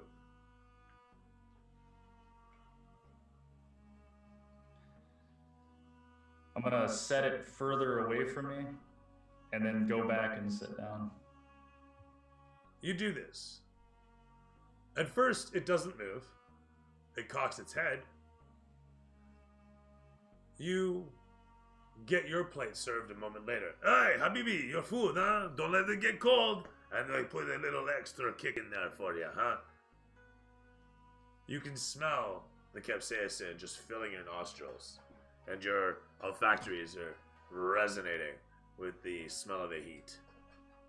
But as you look back towards the dog, you notice that suddenly it's moved in upon the dish and is hungrily lapping away at the meats. It's at this point that one of the nearby carts produces a child that wanders out from behind it and walks in towards the dog. As this occurs, the thing toddling forth can't be any older than maybe 3. Well, the dog, looking over towards the boy trundling in, gives a grr. And then as the boy stops, the dog stops. And then the boy gives a grin. And the dog simply goes back to eating. The kid looks back and says, "Papa." fuck? And he takes a step forward. The dog growls again, looking towards the kid. And the kid, Papa, and continues moving in towards the dog. The guy manning the cart doesn't really notice, as he's bantering with his assistant, saying something to the effect of needing more veggies. As you continue to watch this happen, do you do anything? Do you say anything? Yeah, I just want to go up and sort of nudge him away and tell him. This dog doesn't seem to want company. I believe it's a stray. It's better to leave it alone. As you move in towards the kid, the dog stops scurrying immediately and simply backs away from the plate. As you push the kid off, the kid, Papa, big. And then he grabs a hold of your finger and kind of like tries to hang onto your hand. And then he like tries to like pick himself up by your arm. At this point, the cart owner looks over towards and hey, and runs over, starts babbling away at his kid, and the kid, Papa, Papa, as he picks up his boy, he says, big, as he points towards you. The dog just sits there for a moment on its haunches, and then starts like licking its balls. And then looks up towards you for approval, and then goes back to licking its balls. But this happens. As you stand there for the moment, what do? Just want to tell the cart owner. Your boy was approaching that stray dog there, and it doesn't appear to want company. And I don't want him to get hurt. You know how strays can be. The fella says, with a nod, I appreciate that. Thank you, stranger. You are something, huh, baby? Ah. And he gives a nod. Do not worry of this monies, huh? And he puts 2 of the 4 silver back towards you on the table. Please, extra special today for you. I appreciate it. We have to take care of these kids when they're young. He gives a nod at this and says, I bid you a good day, huh? Good day, sir. The dog, as you, no, that is not what we want. What the shit? Jitterbug. Right? I thought it fit pretty well. Listen, you. As I was saying, you make your way away from the cart. The dog follows in, this time coming in closer, braver now. He closes the distance to follow in, almost at your heel, not 3 feet away.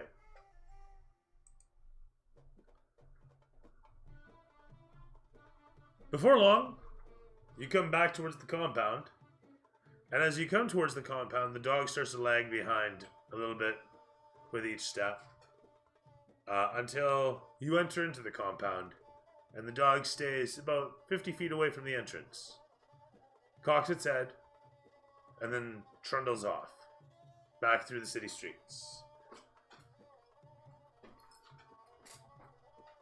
You enter into the compound, and I'm assuming make your way towards the workshop. Yep. You find inside that your people are all working away. The shop is literally full of all your companions and your engineers.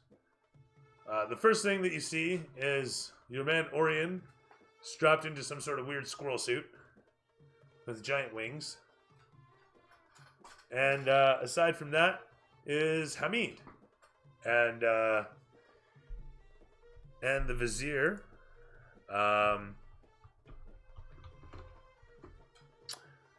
And the Vizier Mansour, setting aside a new face that they seem to be introducing around.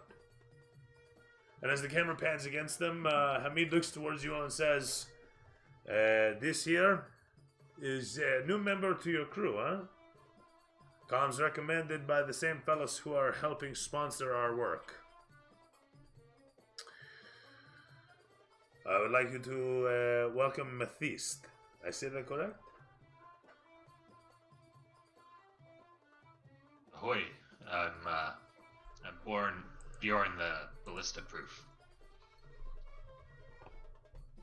I am Orion, the Sky Kraken, and it is nice to have you aboard this vessel. I'm Barian, and the Seer is my rig.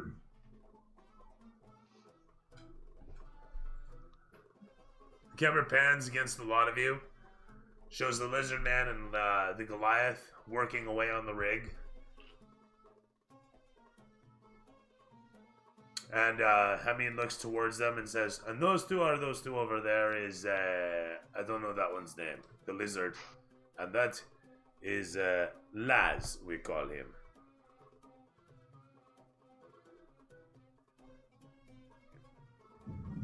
Do we know?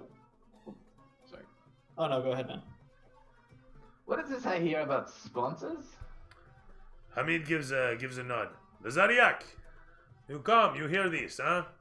And, Green Man, you too. So it is, as you guys gather around, he says, so it is yesterday, Mansoor. He is, out discussing things with a few of our would-be partners. When he has the opportunity to meet with, of all people, the satrapy Zakaria al-Dail, huh? So he meets with the satrap, and while the meeting there does not bear much fruit, as I understand it, he looks over towards Mansoor, and the vizier steps in.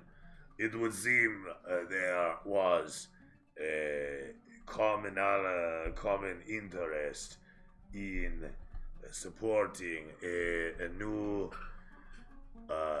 race team.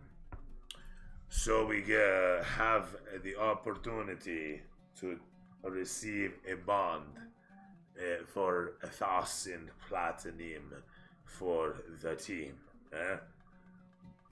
However, it requires us to take a peaceful bond. So we are not to aggress. The, of course, issue be that we have filed for aggress for properties which will bring aggression. As they already have. We've lost one member already to these fiends. The Dragors are powerful. However, it is fortunate they have only destroyed the toy. Were they to take someone of value, someone like you, Orion, like you, Lazariak, or Bjorn, or, gods forbid, Barium, or even you, Green Man, this would be tragic. But fortunately, I received the Metal Man for cheap. It was good. Clearance, discount machinery. It was good. It's okay. Lesson learned, huh? This is hard lesson to learn, though. So what it is. If we are found guilty of aggression in the race, if we take this bond, what do we have to pay it back? Is there some sort of penalty? No, it is. He looks over towards the vizier, and Mansoor says, "It is a grant of monies paid to new entrants. Your first race receives you a sponsorship of Memnon. It is an effort to reduce the amount of death that the race cause, for the race itself is dangerous and cause death." I'm gonna punch the side of the bus. It's really hard. Okay.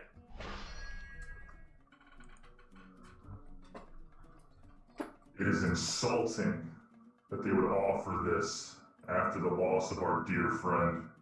He wasn't just a toy. Hamid looks stricken and looks at you. Wibarian, I am sorry. I was not aware you were attached to it. In truth, I admit, this machine here, and he gestures towards the platform, I am already in love with it. I completely understand. Sorry, you were going to say? After everything that Gary had helped us through, he helped us through how many fights? We might not even be here if it wasn't for Gary. We can't just pass him up like he didn't exist. And there's no way in hell I will do anything for the Dragors.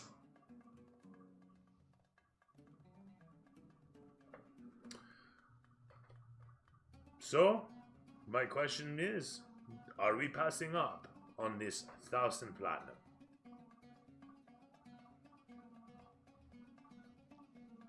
You can take that platinum and shove it up your ass. It is the sort of honesty that I would expect. But please, let us not forget where the aggression should be pointed. And as he looks over towards Mansoor, the vizier looking towards you, he then says, do you all agree to this? I can assure you we will find at least 1,000 platinum underneath the dead corpse of the Dragor's dragon boss. A member of our crew was killed, and I can't forgive that. Mansoor gives a slow nod at this, and then looks over towards Hamid with a cocked eyebrow, and then looks back at you all, and says, you truly wish to avenge the machine man? For better or worse, he fought with us. Okay. So it is. We will forfeit the sponsorship. However, we have a new crew member. At which point, Hamid gives a clap of his hands. Yes, so it is. Now the question becomes, what is our next objective, huh? I suppose there's much work to be done on this platform. You are busily coming up with new solutions. It seems rather skeletonous too. There is some robust thing to do, yes? Yes. Well, I leave you to it. Mathiste, I bid you adieu. You are now a part of the crew. Your quarters are upstairs. There is a spare room that you may take upon. Alright. The vizier nods at this and reaches into his pocket and he fumbles about for a moment and pulls out a key ring, and he pulls a key off there and he hands it forth for you. So you got a key to a room of your own in the compound. At which point Mansoor looks towards you all and then looks at Hamid and says, I suppose we have other business, huh? And Hamid says, yes we do. Come, we shall conduct it. And they walk out of the workshop. The camera pans against a lot of you guys. And then pans against the machine as the engineers work away diligently. And it cuts to black. And the credits begin to roll.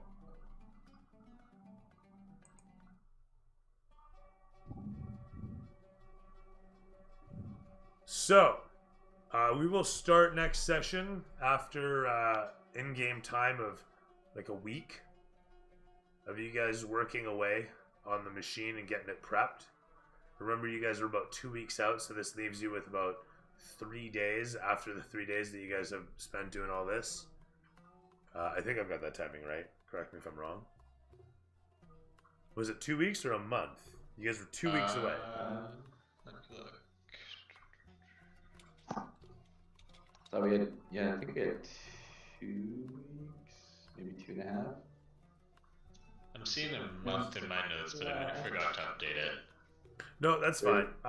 I thought it was a little less than a month. Yeah, because there was a week where we were building the actual thing, putting it all together. No, that's right. Yeah, if we started out at a month, you guys. No, hang on. I think a month was when the thing rolled in. When did you get that? When did you enter that note? Do you know? Do you have a date for the?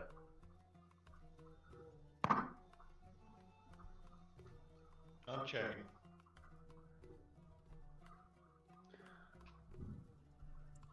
But yeah, if it's still a month out, that's fine. So it's been let's say 2 weeks of development then. Yeah, 2 sessions ago was when we were dropping off the note. Okay, and that's when I said you guys were a month out. I remember 20 days for some reason. Yeah, because it was 2 10 days. Yeah. That's what I was remembering there. So like 2 weeks. It sounds familiar. Yeah, so I'm not crazy. I remember that clearly. Yeah. So that happened. So you guys are 2 10 days out, and this will be about a 10-day after the fact. So you guys have worked on this thing for nearly 2 weeks as we count days. You guys have worked on things for a week or a 10-day, as it were, known as Forgotten Realms. So it's literally 10 days. You guys have been steadily working away on the machine.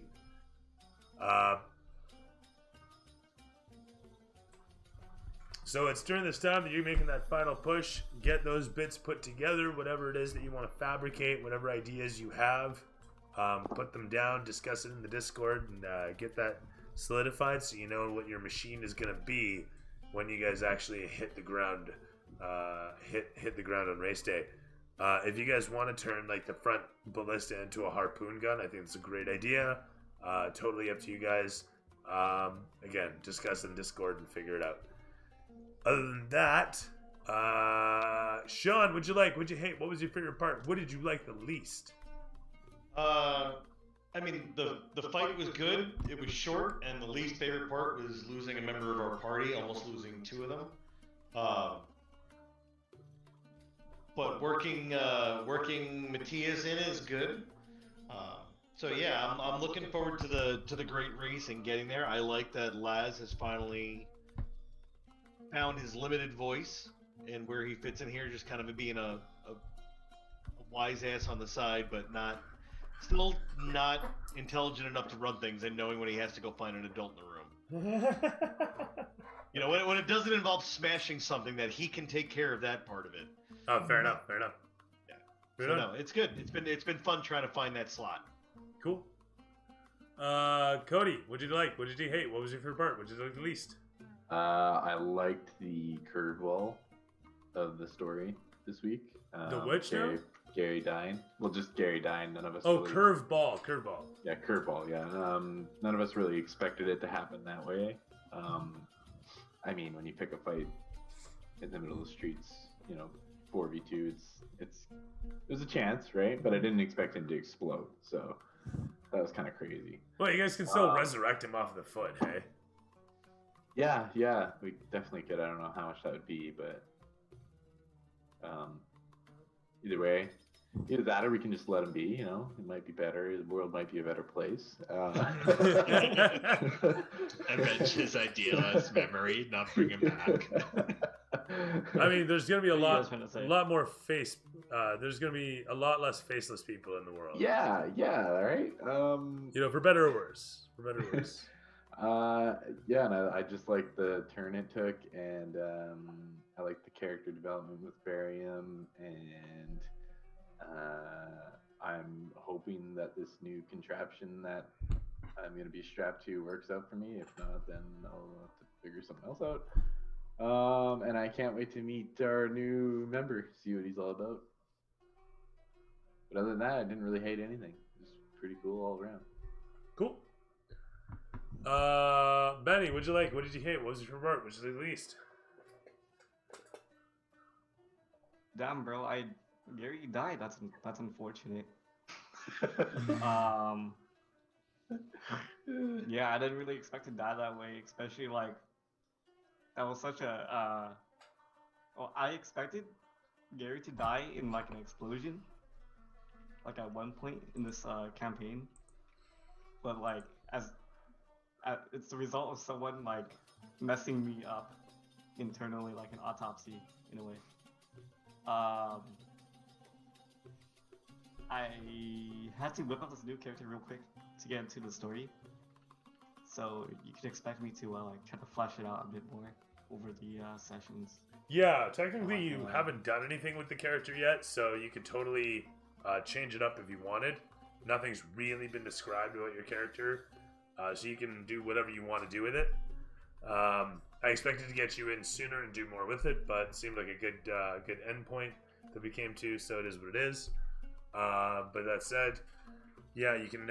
You're still free to tweak it and play with it, and edit it until next session as much as you feel necessary. Alex, what did you like? What did you hate? What was your report? What did you like least? It was fun to have just a roleplay session. Felt kind of bad watching Gary get beat down while we're all joyriding out in the desert, but like, it was a nice reminder that that there are stakes and you can get killed. But yeah, I thought it was fun. I liked when we were all in the bar having a drink as he was getting murdered. That was awesome. Bruno? Alex, what did you like? What did you hate? What was your least? And the first fight, I did not expect it to go down like that. I kind of expected at least one or two of the other guys to die, but we kind of just got our asses handed to us. And Gary dying sucked. I was kind of hoping to go and save him while they all left. Did not expect him to blow up. What else? I actually liked that you added new characters to it, and it was pretty sweet how quick you came up with a character. I was expecting to see one next week, but we got to introduce him today, so that was pretty cool. There wasn't much I didn't like, though. It was interesting all around. Bruno? Rick, what'd you like? What'd you hate? What'd you like? Yeah. I second all what everyone has said. I really liked that twist in the story because, like, the way you had kind of placed it last week, it made it seem like we were going to, you know, they would be in trouble for a bit, and then we'd sweep in at the nick of time and join the fight or something, and it just didn't happen. Nope. And Gary lost his life for his bit of cowardice there, hiding behind Sorth. But I also enjoyed kind of finalizing my character's development. It's like at the start of the entire campaign, Barium was annoyed with Gary, like he hated him. They thought it was like a piece of scrap metal, like a waste and annoyance. But he slowly started valuing him as an ally, defending him to anybody who was, trying to cast him off. And then this sort of sent Barium over the top with grief and anger. So I liked a lot of that for my own character's development, since the whole time I've pretty much just been the mechanic. Well, somebody has to be. Yeah. And I'll remind you, it's head mechanic. You're not the only mechanic. True. Whatever that's worth. Ahead.